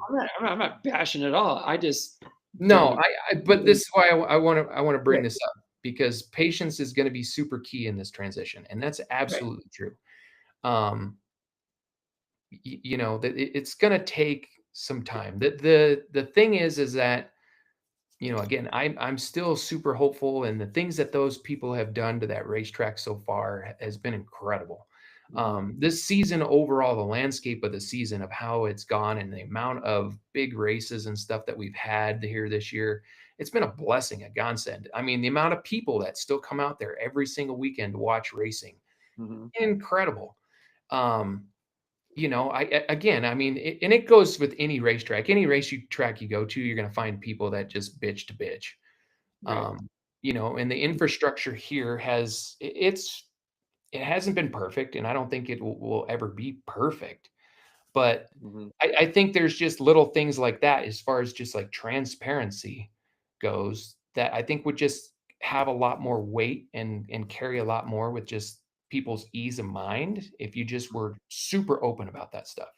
Right. So here's reason why we're doing this, and here's the direction that we're going, and just rest assured this is getting taken care of. Okay, cool. That's it. Move on. What are you reading? Well, I'm reading Mark's comment and then Scott's comment to Mark's comment. Brothers commenting on each other. Take the emotion out of it. Remember the entirety of what was said. It wasn't no more protesting. Well, yeah, in layman's terms, it was. Yeah. Because they want to pre-approve what you can and cannot protest at that point is what they're doing. Yeah. Because then it gives them an opportunity to say no. Yeah. We're not doing that. which in my mind, like, again, that shouldn't be something up to the track's discretion. If you feel like somebody's cheating, you have every right to go and check it out and make sure. Yeah. Right. That's just part of racing. Yeah. Exactly. So, but to me, and whether it was or not intended that way, that's just again, it comes down to perception. And I think content is key and context is key. And if that's what you didn't want, then just be transparent, open, have that conversation, be more detailed in what you're trying to get across. And again, here's the problem that we have. Here's what we want to do to fix it. And here's what we're going to do, right? Like Right. implement a strategy and be open about that strategy. That's all. Again, we're detail Anyways. oriented. Tell us this is what's going to happen and the why. We will follow and we will abide by it. Just got to know why. Right. Well, and they're in turn, right? Like people take things because it's pretty vague, more or less, right? Like a vague comment like that. And people are going to twist it and they're going to give their own opinions, just like we are doing right now. Like we're giving our own opinions of what we think about what the meaning behind it was. Like where's the encrypted message there, more or less, because you left yourself open to it. Because you weren't detailed enough in your comments of what you were truly trying to accomplish by doing that. Right. So again, one person's going to hear it one way and another person's going to hear it another way. And then it's going to start, just a whole ball of wax. And then you got to go back and kind of like the tickets, something as simple as like how much it is to get into the racetrack during the cars tour, $50. That's 100% perfect analogy to that. That's great. Same thing. It's the same thing. Something as very simplistic as that. You're confusing the shit out of everybody and they have to try and interpret what you mean. Well, was it $50 for me as a spectator? No, it's just for the drivers. Well, then fucking say it would have been nice to know yesterday. Oh, yeah. Yeah. It's again, I'm again super hopeful. I mean, I think they've done a great job as far as like getting that place in a much better situation overall. Just still work to be done. I think again, it just comes down to just communication. The communication is key. In every level of business too. Like that's just not racing. I mean, that's just every level of business. Transparency is key. Mark, I love you. Shut up. I mean that in a very loving, my wee man way. Oh, I think we've reached our limit. What do you think? Yeah. Okay. I've had enough chocolate-covered salty nuts. Salty nuts, and you took about 15 shots of Jack. You're going to be feeling great tomorrow. Like 2. I may look like I'm chugging it, but really it's just putting, like a little bit of the flavor on the lips. Are you faking? Oh, I don't fake nothing. No, there's a drink in there, but it's not like I'm, freaking John Belushi from Animal House and chugs a freaking bottle of Jack Daniels in like 2 seconds. Oh, that's much better. Isn't that what he said in that movie? Thank you. And he's like, oh, thank you. I needed that. Yeah. Oh, that's a fantastic You took the bar, the whole fucking bar. Oh, Animal House. That's such a good movie. God rest his soul. Yeah. Oh. Anyways, okay. Well, yeah, we're gonna come to the end of the show here. So we appreciate you all sticking on with us for the last 2 hours. Once again, thanks everybody for watching, and to Wyatt Dent for coming on and chit-chatting with us. It was a lot of fun getting to know him a little bit more and some insight to what he's got going on and what he is looking forward to in the future. Looking forward to this weekend. It's going to be great. I saw Corey made a comment earlier. It's double mains for the Legends and Bandos this upcoming weekend at Gearing, so that'll be kind of fun. Nice. Yeah, looking forward to getting the kids out there to go do that. And good luck to all the super late model drivers, super stocks, mods, figure 8 drivers on your double features this upcoming weekend locally here. Kick some ass, have some fun, put on a good show, bring your cars home in one piece, please. we're going to need him for the rest of the year. So for me, thanks again for tuning in, and I'll kick it over to this guy. I don't know which way I got to nod my head. Yeah, I don't know. Yeah, good show. Thanks for talking with Wyatt. That was a good time, even though he made fun of me, but that was fun. But yeah, good luck to everybody this weekend. Remember to like, share, subscribe. If you have questions, comments, or content that you want us to talk about, we love hearing feedback from people and putting different topics on the show to talk about. Like I said, I got the message about the protest, and that's something we wanted to talk about. So, and there was people that were talking about it. So that's what we like to do. So, but for me, yeah, everybody have a good weekend. I may not be in Gearing. My younger cousin is getting married soon, and his bachelor party is this weekend, like Friday, Saturday, and Sunday. And it's like a co-ed. They're doing the groomsmen and bridesmaids co-ed bachelorette party. I So don't know when that became a thing. Maybe I'm just old. And I'm gonna be the old. This makes me feel real old now. Not that I'm that old, but I'm gonna be the oldest one out of this whole entire group of people going, because he's like 25. I think he's 25. 25 or 26. I can't remember. I think he's 25. Yeah, and his girl or his fiance is like 3 years younger than him. So it's Hey, like, I will say this: when we had his housewarming party down in there in the Springs, me and Tyler whipped their ass in beer pong. They didn't even know what came and hit them. Like we were the old guys from old school showing up, all the young bucks thinking they're tough shit on the beer pong table. Showed them what's up. No joke. yeah, Ran that bitch, what, four or five run? something like that. Something like that, yeah. They're pissed. Still got it. They're like, we need to switch games here and do like cornhole or something. Oh, that's funny. Real quick, I love this comment. Kenton Gross, pull that one up. You see that? I don't see it yet. Oh, hold on. It might take a second for it to get. There's a slight delay on our end. I've noticed that. Well, I got my iPad right here, so I can see the comments. You're watching it live as they're commenting. Okay, yeah, I see. It has not come up, but go ahead and just read it. Well, when I was talking about sharing content with us, he said, "Do you have to email it before the podcast?" That's great. I love it. Yes, I'll take text message too. But if you want to email it to hittinthechip@gmail.com, there you go. Yes, that's our email. Literally, it is. Thought that for a second. I created it too, so I was like, yeah, I was gonna say you created it.